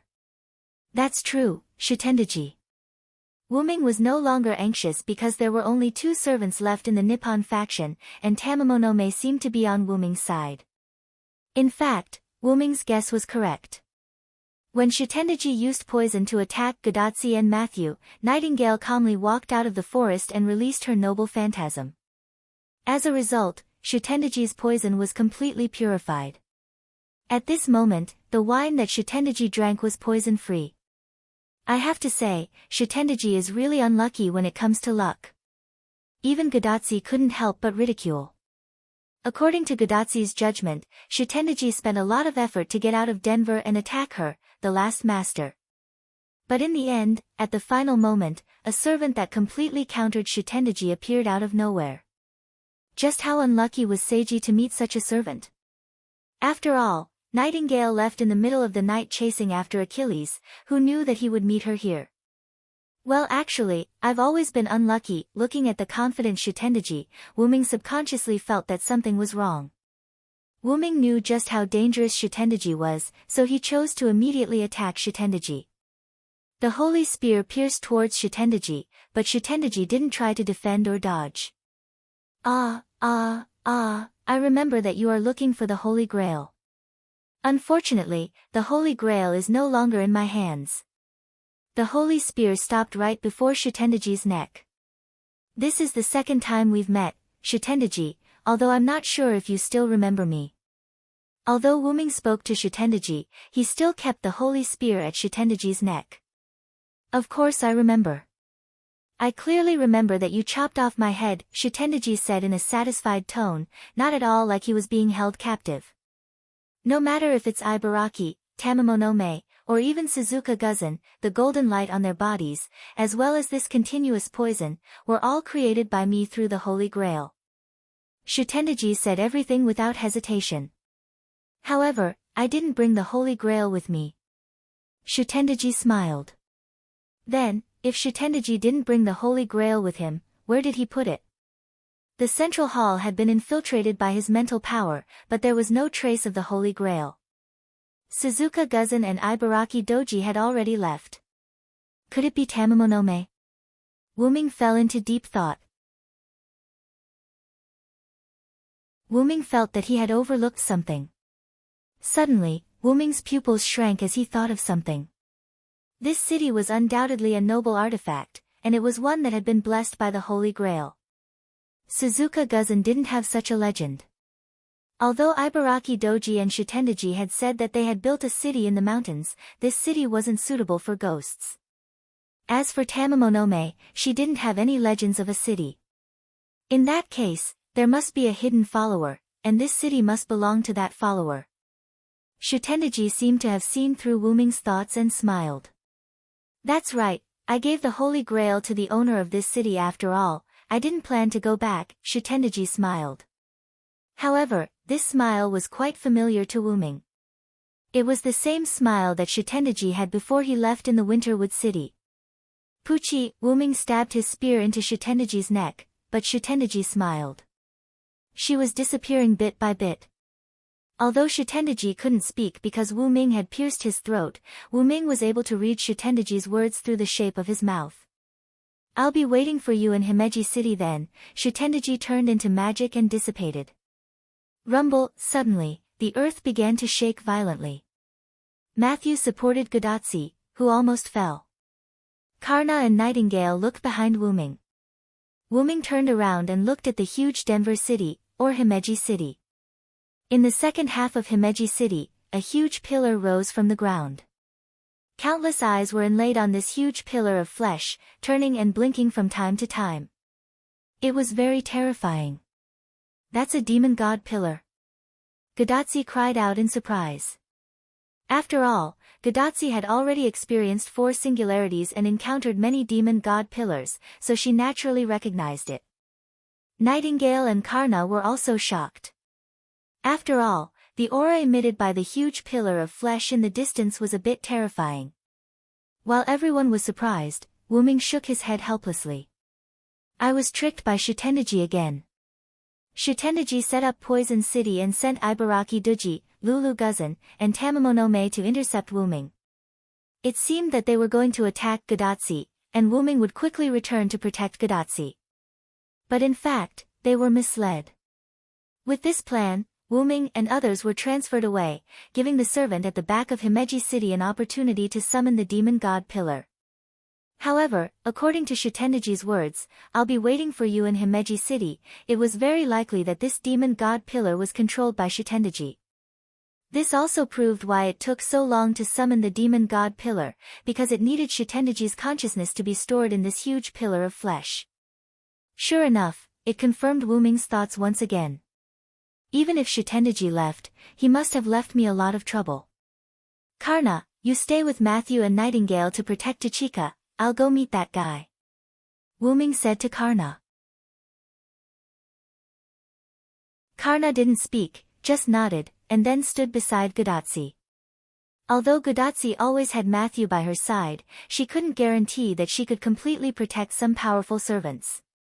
Just like Shitendaji just now, Matthew found it a little difficult to defend against the pervasive poisonous gas.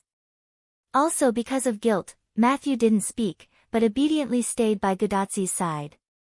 Godatsi, on the other hand, seemed to be in a bad mood. That's the demon god pillar, how can I let you go alone? Godatsi mercilessly rejected Wuming's proposal. Although Matthew didn't speak, the worry in his eyes was still seen by Wuming. Wuming stared blankly, then laughed. Don't worry, didn't I say, I'm not an ordinary servant. Wuming smiled and comforted the two. But Godatsi still didn't agree, and wanted to refute. Trust me, you and Matthew staying here will make me feel more at ease. Wuming looked at Godatsi and Matthew firmly. It wasn't that the two of them were burdens, well, in fact, it was a little bit. Cough cough. The most important thing was that Wuming believed that the demon god pillar was controlled by Shitendaji. Facing a different demon god pillar, Wuming really didn't feel at ease letting Godatsi and Matthew go with him. And with Wuming's strength, it wouldn't be too difficult to deal with the demon god pillar with some effort. It was also because of this that Karna agreed to stay and let Wuming go to the battlefield alone. Although the two of them seemed to be tied in the previous battle, Karna knew that he couldn't beat Wuming, who cheated. Since that was the case, he had enough strength on the battlefield, so he was responsible for protecting Godatsi. In the end, Godatsi and Matthew nodded and chose to believe in Wuming. Wuming realized that one of them was missing. Where did Nightingale go? Godatsi and Matthew also realized that Nightingale was missing. At this time, Karna, who was loyally acting as a weapon, spoke. As for the nurse, she ran toward the demon god pillar while you were talking. As expected of the obedient Karna. If you don't ask, he won't say. Wuming rubbed his forehead with a slight headache.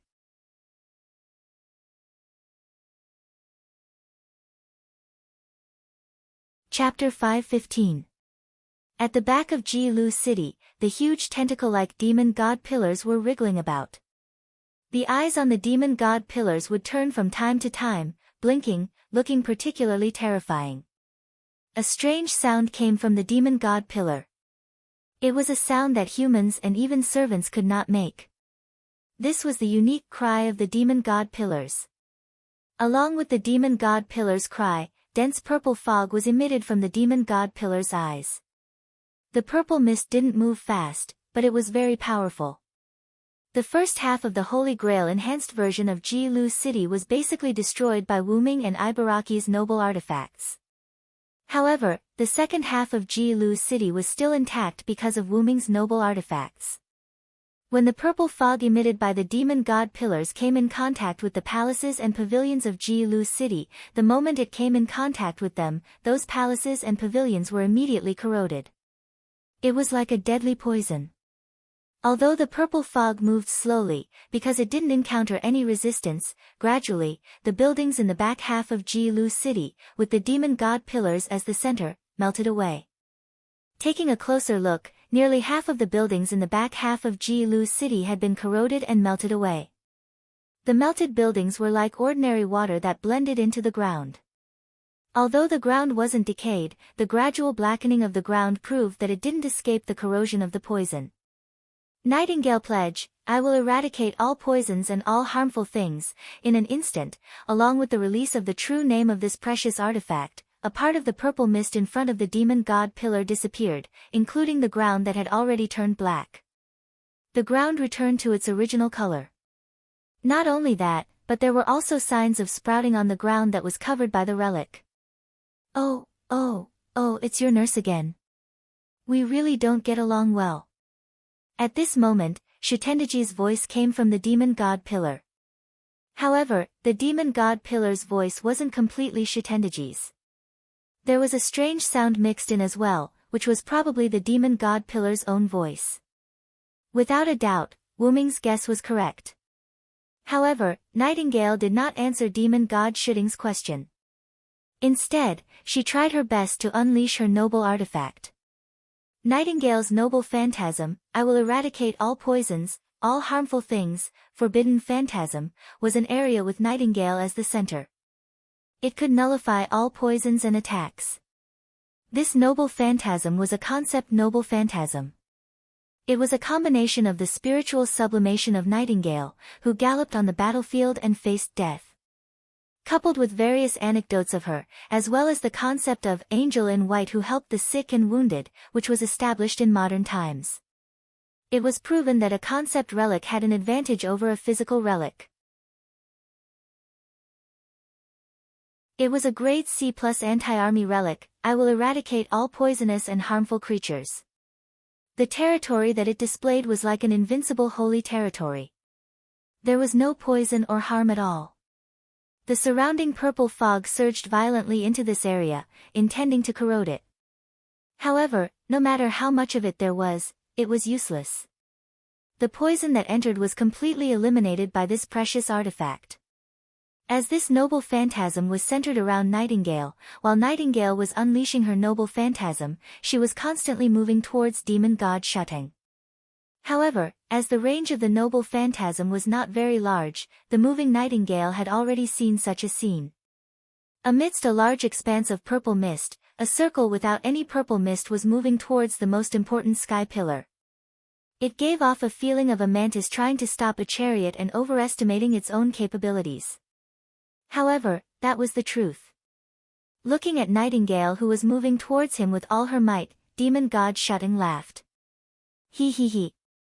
If it was the previous me, you would indeed be my nemesis.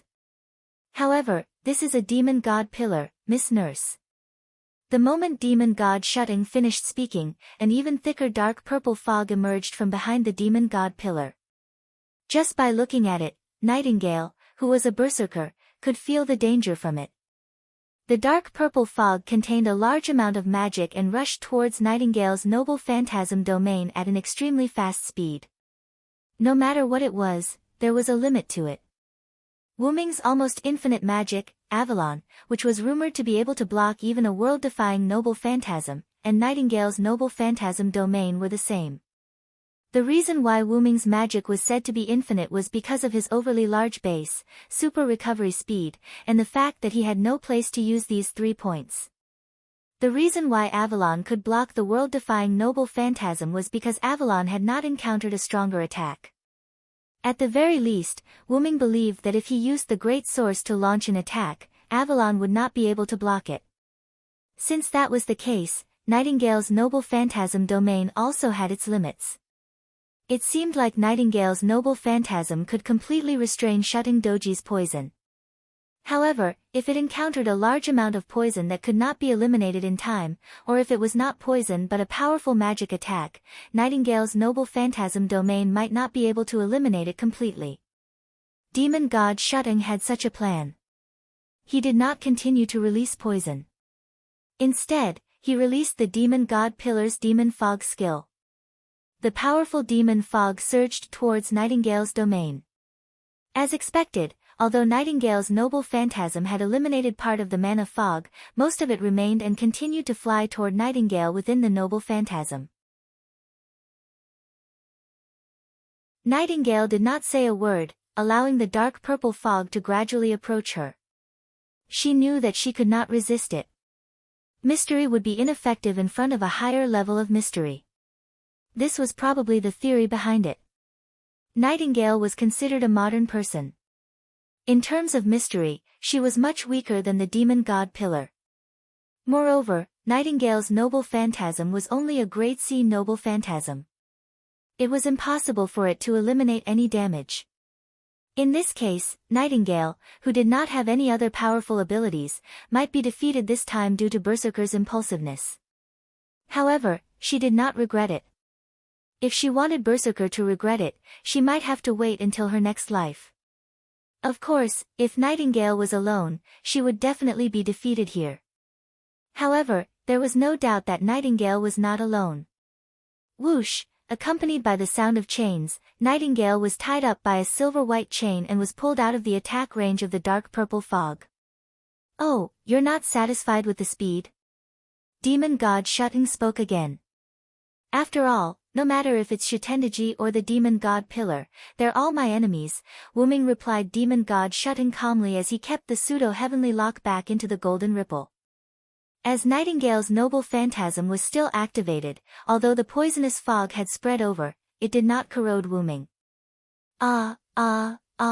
Then play with me for a while. My new enemy."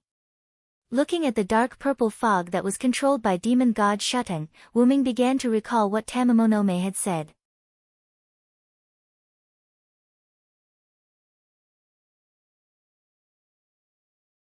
Chapter 5:16.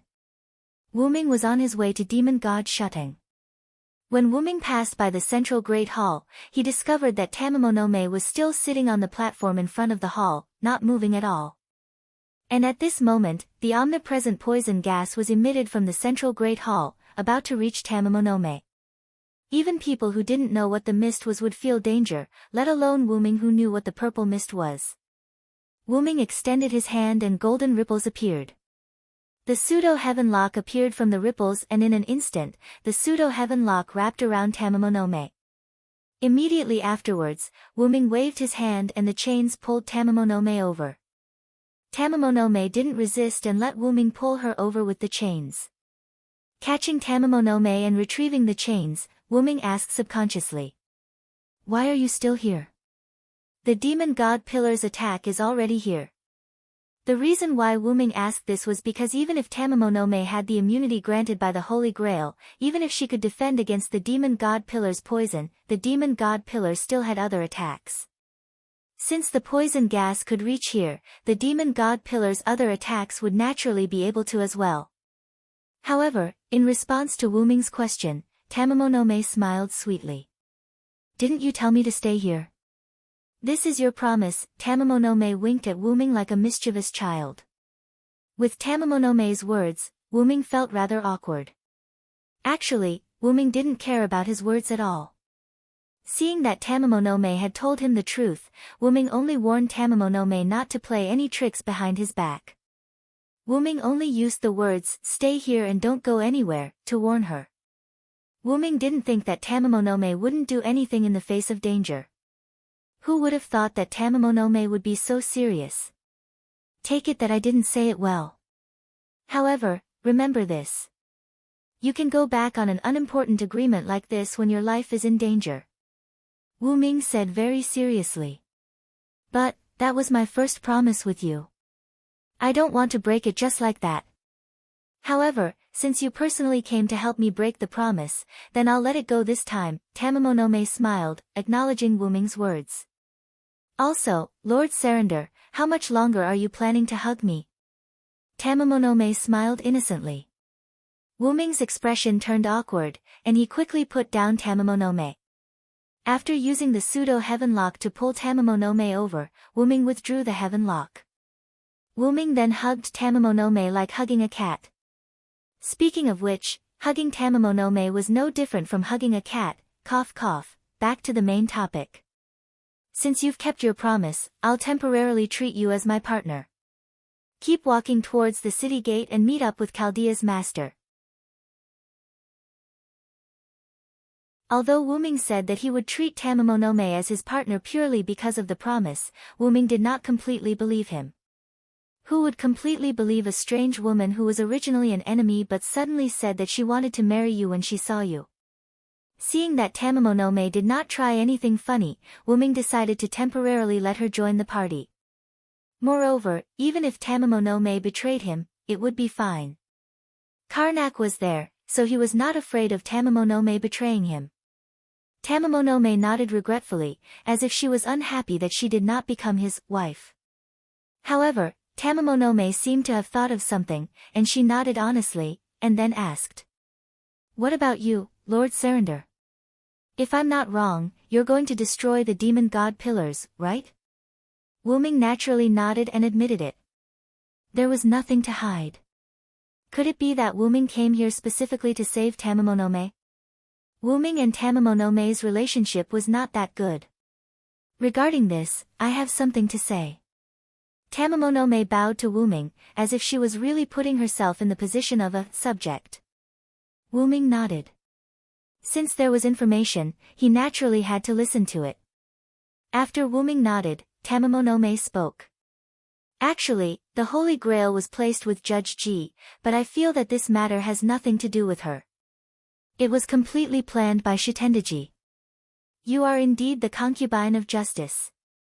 Wuming nodded.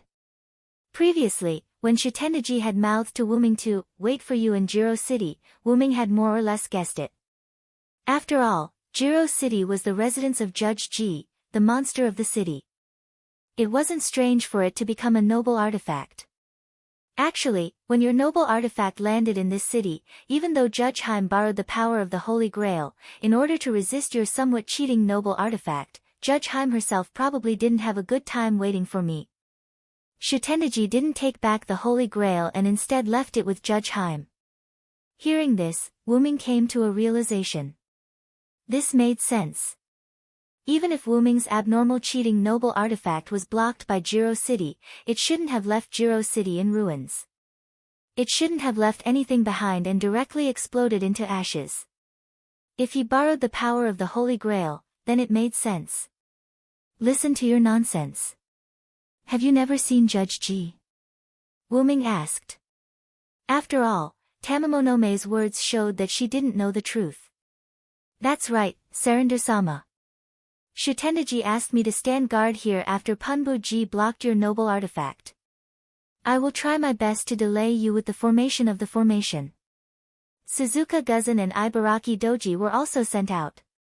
Then, Wuming knew what happened after that. Karna stalled Suzaku Guzan, Wuming came here and was told the reason by Tamamonome, and when he returned, he was stopped by Ibaraki.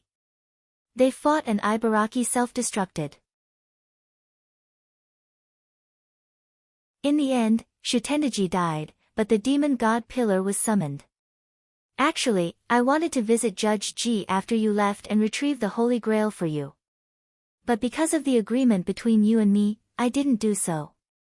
Wuming raised his eyebrows. So you're blaming me? Okay, it seems like you're blaming me.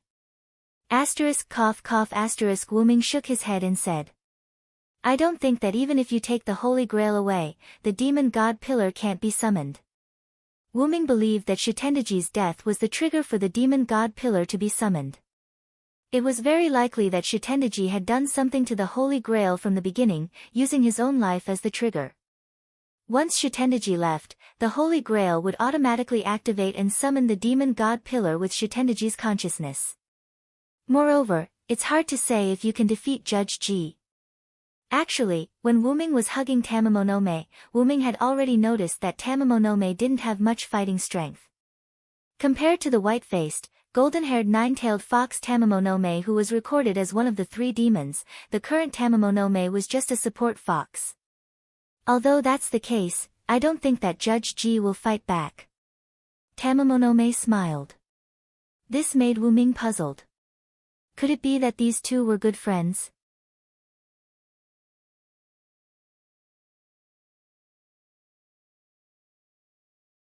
Chapter 5:17. Facing Wuming's doubts, Tamamonome covered her mouth with her sleeve and smiled. That's what your concubine thinks. That's why your concubine said that the summoning of the demon god pillar had nothing to do with Judge Heim.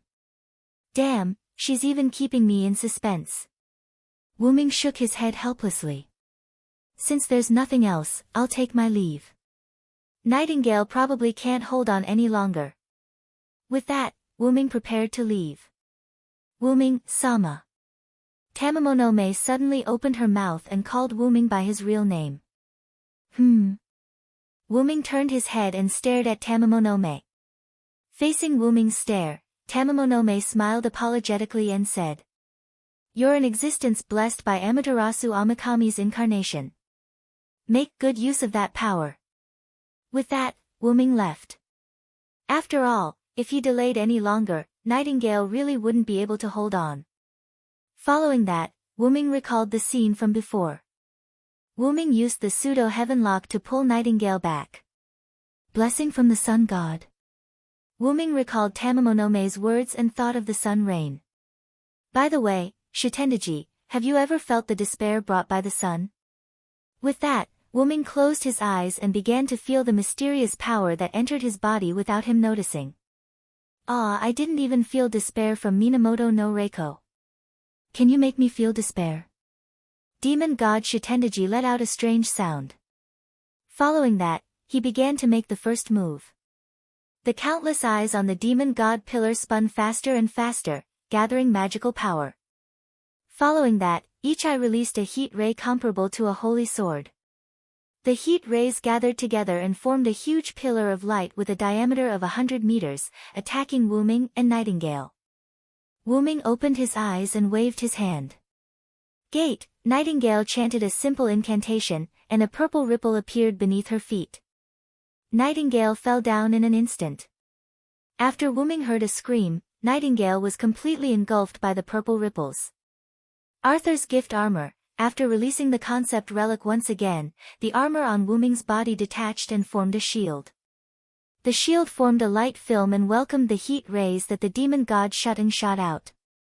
Zzz, the expected explosion did not happen. The shield's light membrane disintegrated all the heat rays from the demon god wine swallowing, turning them into pure magic power that spread out in all directions with a sizzling sound. Gate. Chanting the incantation again, Wuming's figure behind the shield disappeared, leaving only a purple ripple. Suddenly, the demon god pillar made an incomprehensible sound. It was a scream that belonged to the demon god pillar. Behind the demon god pillar, Wuming was holding his holy spear. The front half of the holy spear had already pierced one of the eyes behind the demon god pillar. Although there were eyes behind the demon god pillar, because Wuming appeared too quickly, the demon god pillar did not react at all. As for how Wuming came over, the purple ripple that was slowly closing behind Wuming became a powerful explanation. Wuming could use the teleportation portal to any place he had been to and any place he could see. Wuming pulled the holy spear out of the demon god pillar's eye, jumped back, and left the demon god pillar's body. The moment he left, a large amount of dark purple fog appeared from the eyes of the surrounding demon god pillars.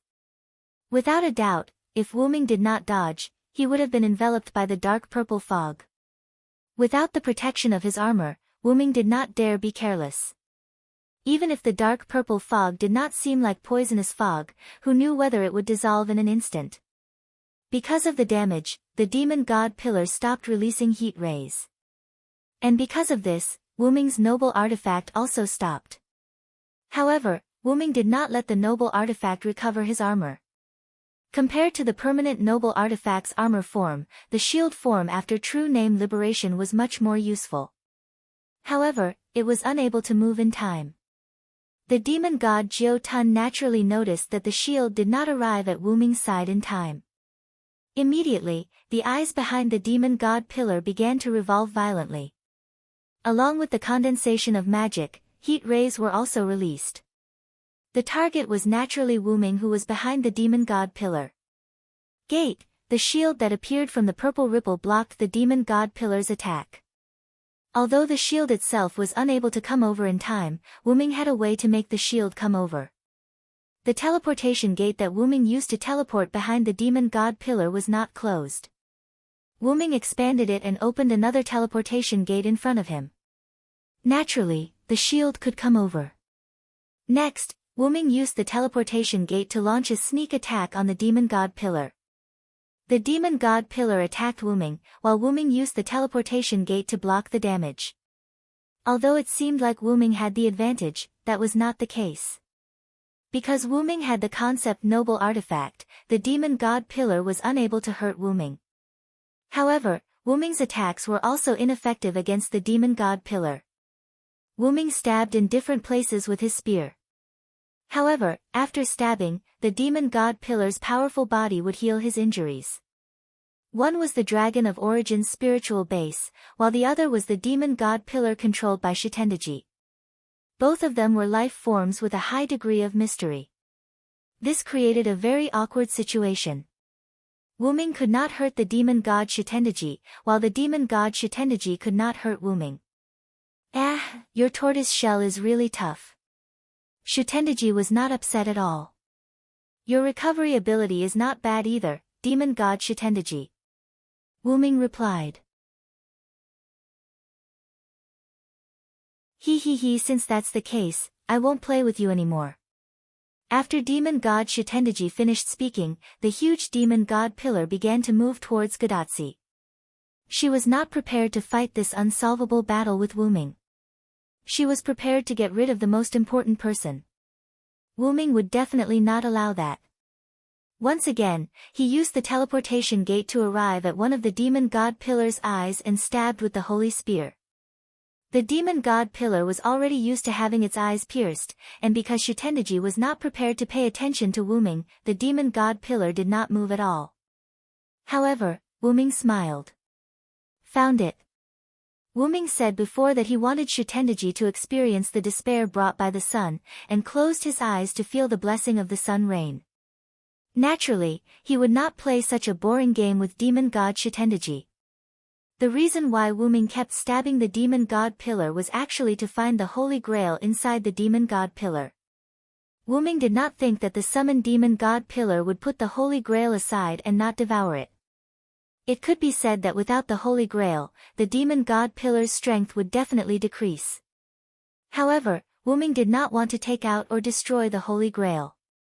At this moment, a large amount of black fog suddenly enveloped Wuming. This was a magic corrosive fog that was even purer than the dark purple fog from before. I already knew that you were looking for the holy grail. You should thank me, I let you find it on purpose. Shitendaji's mocking voice could be heard. After all, Shitendaji was not an idiot. He guessed what Wuming was thinking, so he set up this trap to make Wuming fall into it. Of course I knew that this was a trap. After all, if it was you, it would be impossible for me to find the holy grail, so I took the initiative to jump into this trap. Wuming's voice came from the black fog, and it was a rather spirited voice. It did not sound like it was being corroded at all. After all, only this way can I release my authority.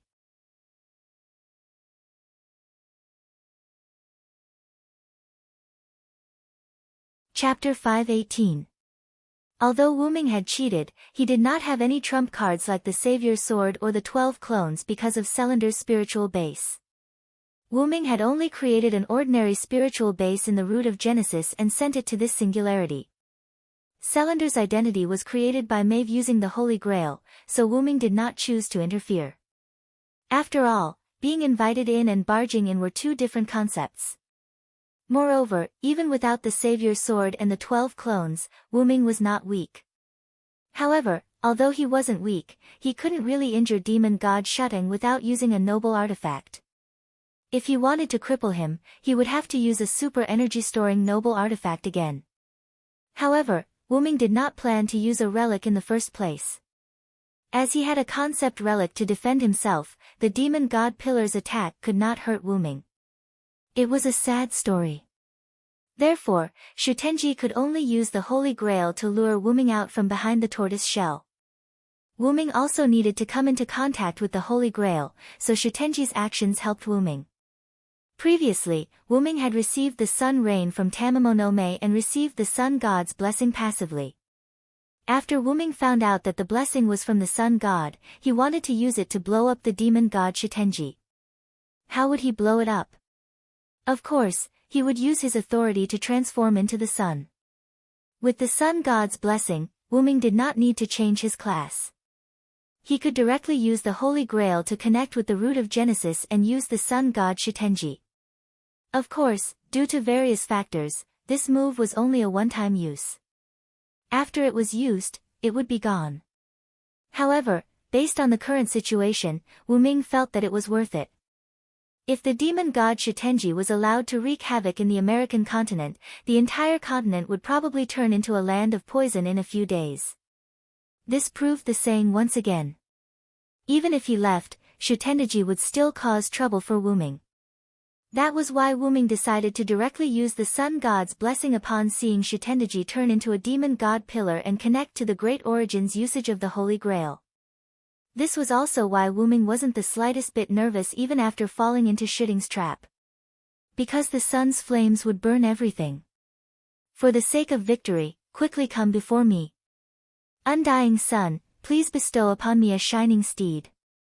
Horses with enough intelligence, bring me the light will that symbolizes your master. After Wuming finished chanting, the fog surrounding Wuming began to glow. Boom! A ball of golden flames broke out from the fog with an explosion, starting to burn on the demon god pillar. The demon god pillar once again let out an incomprehensible sound of pain. General, demon god Wine Tun. Immediately afterwards, the golden flames instantly covered the entire demon god pillar. A strange scene appeared in Ji Road City. The giant pillar burning with golden flames kept twisting, as if trying to get rid of these deadly flames, but it couldn't get rid of them. A deep sense of powerlessness came from this flame pillar. Amaterasu. On the hillside outside Ji Road City, Tamamonome looked at this scene and said softly. Huh? Caster, what did you say? Gadatsi, who was standing beside Tamamonome, asked doubtfully. Nothing, Master Sama. Tamamonome smiled and covered it up. Gadatsi didn't ask again, but focused on the giant flame pillar. Just now, the burning of the demon god pillar made Gadatsi shout. She was very excited, and now she calmed down. Nightingale, who was teleported by Wuming to Gadatsi's side, saw that the virus was about to be finished and relaxed a lot. Amaterasu. Karna said faintly. He heard Tamamonome's words. Matthew and Karna, two people, one on the left and one on the right, stood beside Gadatsi and Tamamonome. The former was guarding his senior, and the latter. It seemed that because of the sun attribute, Karna had a good impression of Tamamonome. At least, he could talk to her and wouldn't ignore her. Of course, Tamamonome was also very interested in this same kind. As long as it was related to the sun, it was a good thing. Immediately afterwards, the golden flames slowly disappeared, and the huge demon god pillar disappeared along with it. There was no doubt that the demon god pillar disappeared. With Wuming's power, the sun incarnation disappeared, just like Lev in the Winterwood City. It's just that the demon god pillar, Florence, died, and there was still Lev left, but demon god Wine Tun died, there was nothing left. No, it should be the only thing left. Wuming looked at the original position of the demon god pillar, and thought with a strange expression. At this moment, a girl who was dressed like a Japanese princess was lying on the demon god pillar's position. Her eyes were spinning in a spiral shape. There was no doubt that this girl was unconscious, and it wasn't light. Wuming could faintly hear the unconscious girl mumbling something subconsciously. No, no more torture, no more torture, Wuming smiled, not knowing what to do. Looking at this princess girl who was no longer being tortured, she was probably talking about Tamamonome's punishment princess. It seemed that Tamamonome had been brought into the demon god pillar when it appeared. Otherwise, Wuming didn't think that Tamamonome would have been able to survive until now in the demon god pillar's attack range. I think I understand why Tamamonome said that Tamamonome wouldn't be the one who summoned the demon god pillar. Looking at Tamamonome's appearance, she had been unconscious for a long time. She had probably fainted after blocking Wuming's treasured artifact. Shitenji placing the Holy Grail in front of the unconscious Tamamonome made sense. Shaking his head, Wuming stopped paying attention to Tamamonome and looked at his hand. Wuming held the golden Holy Grail with one hand. Sensing the magic on it, Wuming smiled. He had finally recovered a Holy Grail. Not long after, Gadatsi's group arrived. As if it was a coincidence, when Gadatsi's group arrived, Tamamonome turned into magic and left. After blocking Wu Ming's treasured artifact, being sucked into the demon god pillar, and being injured by Wu Ming's sun incarnation, it was already a miracle that she was able to last until Godatsu's group arrived and didn't leave with the demon god pillar. Placing the Holy Grail in his golden ripples, Wu Ming looked at Godatsu and sighed. Finally, the first Holy Grail has been collected. Why do I feel so tired for some reason, Wu Ming thought.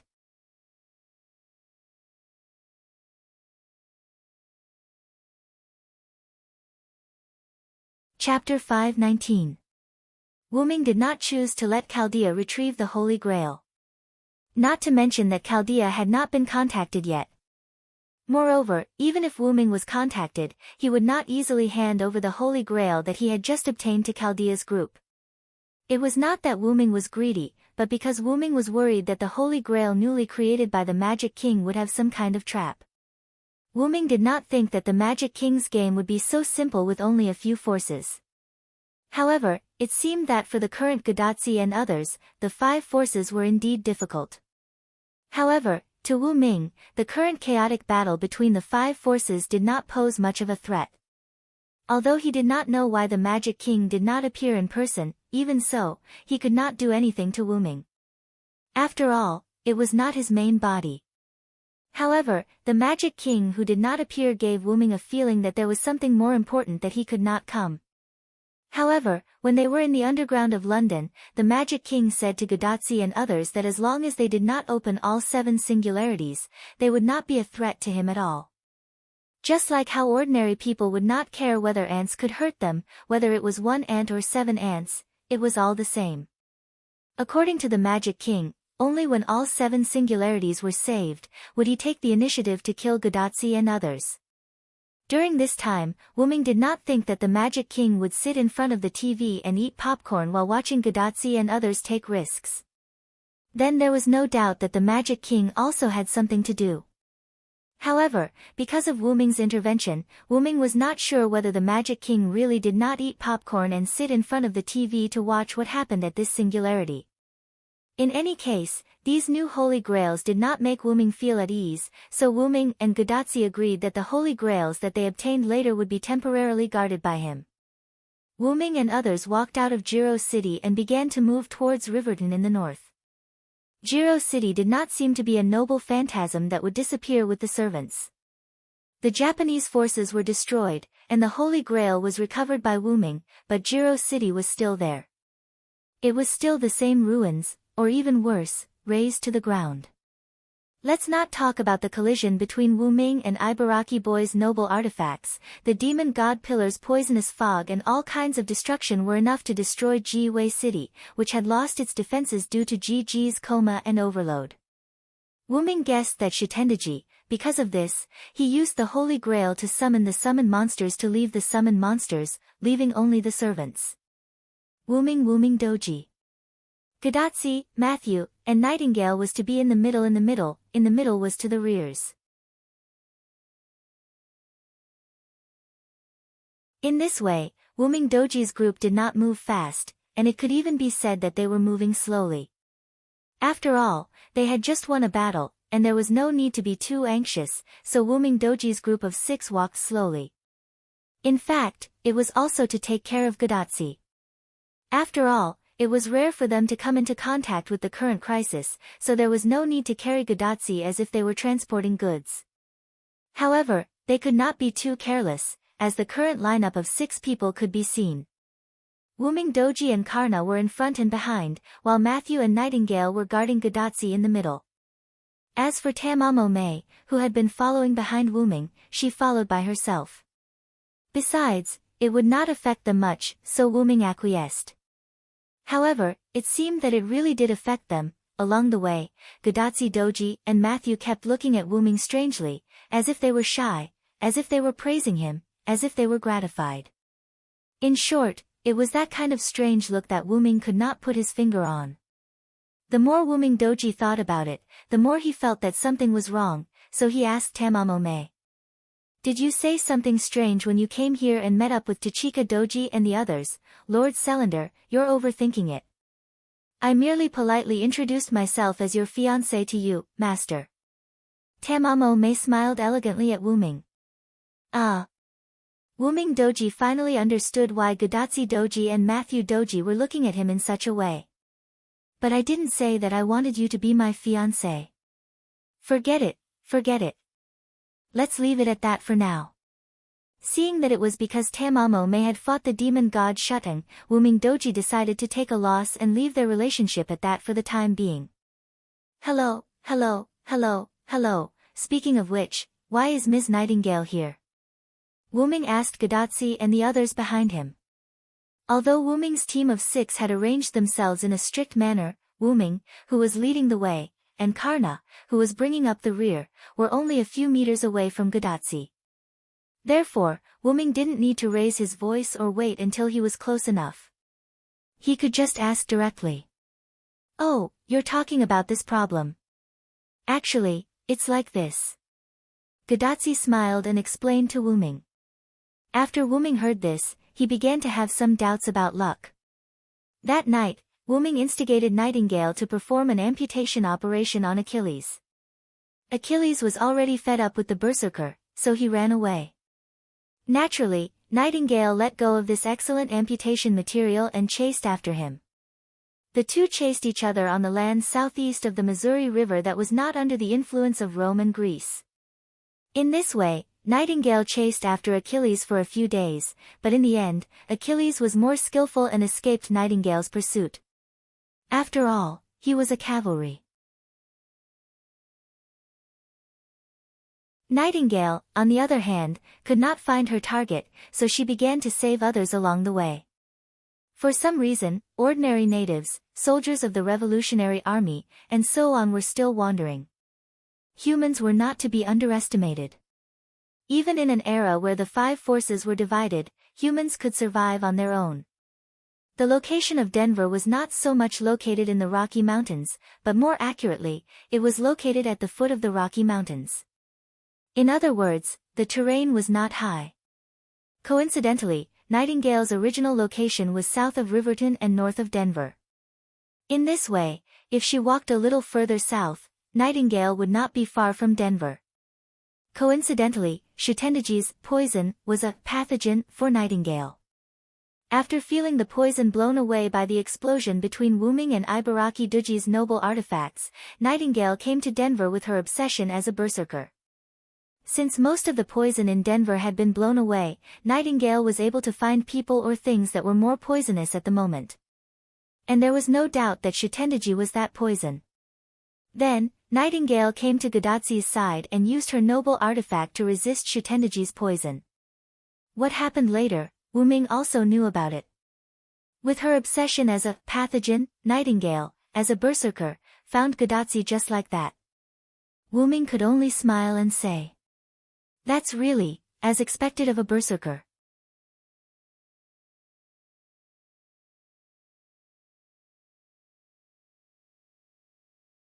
Chapter 520.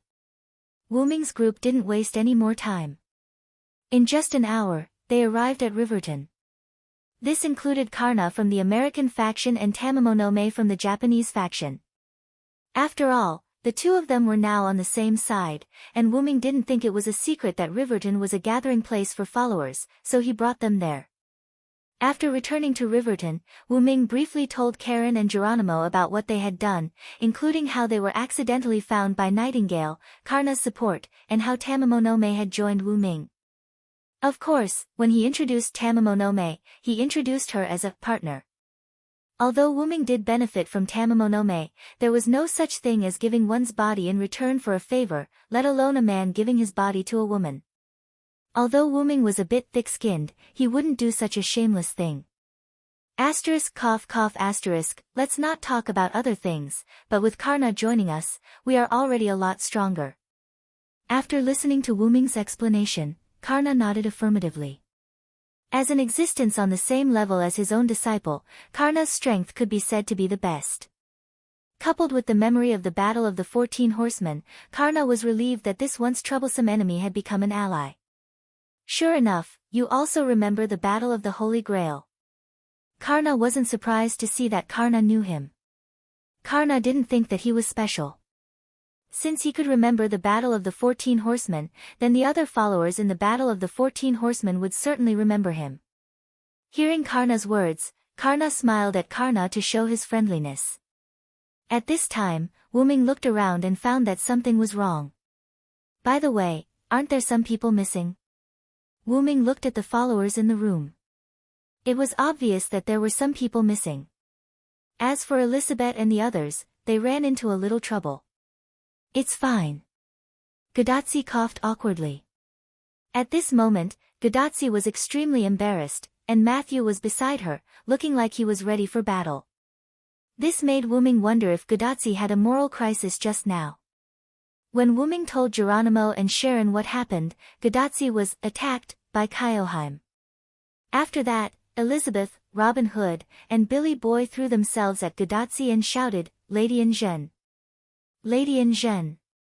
Kyoheim was taken away, and the scene of Gadotsi being tightly protected by Matthew appeared. As if he had thought of something, Wyrm no longer asked about it. Then, he asked about another person. What about Rama? He won't find trouble with Greece. Other than Elizabeth and a few other servants in the team, Wyrm found it strange that Romo, the wounded, was not here.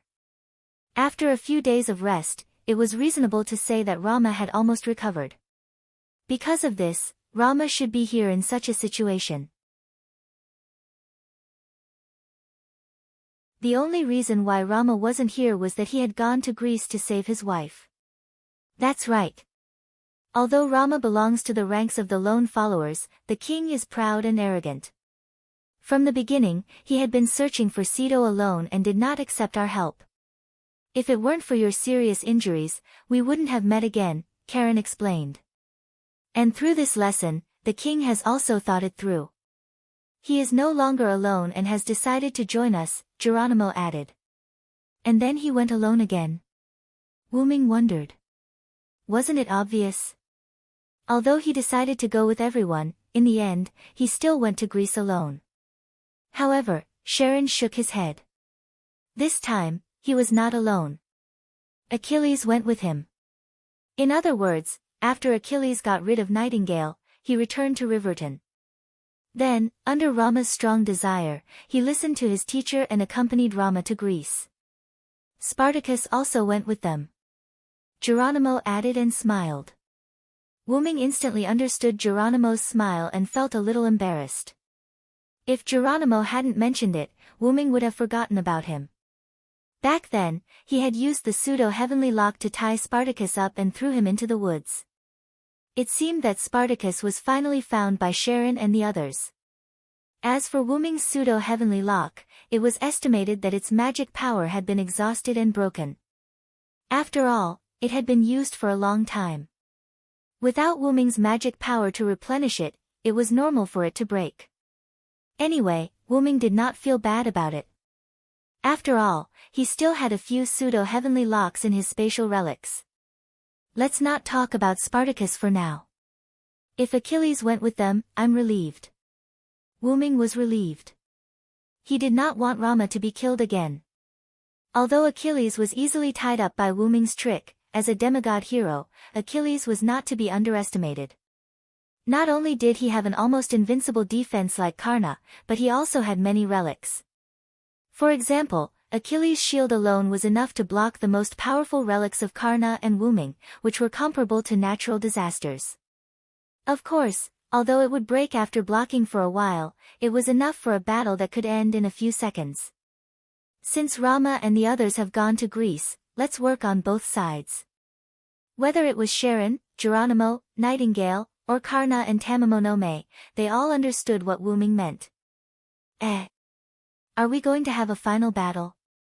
Gadotsi also understood what Wyrm meant. She was shocked. That's right. Wyrm decided to end the mutation of this singularity as soon as possible. With the Celtic forces, the American forces, and the lone follower forces joining forces, and the Japanese forces withdrawing, Wyrm felt that now was the best time to destroy both Greece and Rome. Wyrm had always felt that the trap set by the Magician King at this singularity was not that simple. He felt that Shitendaji was not the only one who knew Wuming's identity and was targeting Wuming. The longer this dragged on, the more Wuming felt that something was going to happen. Sharon, Geronimo, what do you think? Wuming asked the two of them who were acting as the wise ones. I think we should slow down a little. After all, Rama and the others just left yesterday. They should be in Greece now, Geronimo said calmly. However, Sharon expressed a different opinion. I agree with Salander, but I suggest we only attack one of the forces for now. You're tuning in to the Blissful Bookshelf YouTube channel. We're so grateful for your support, and don't forget to subscribe to join us on this incredible journey through captivating stories. Your generosity through donations truly makes a world of difference, as it's the primary source of revenue that allows me to expand and enhance this channel for you. Thank you from the bottom of my heart for being a part of this adventure.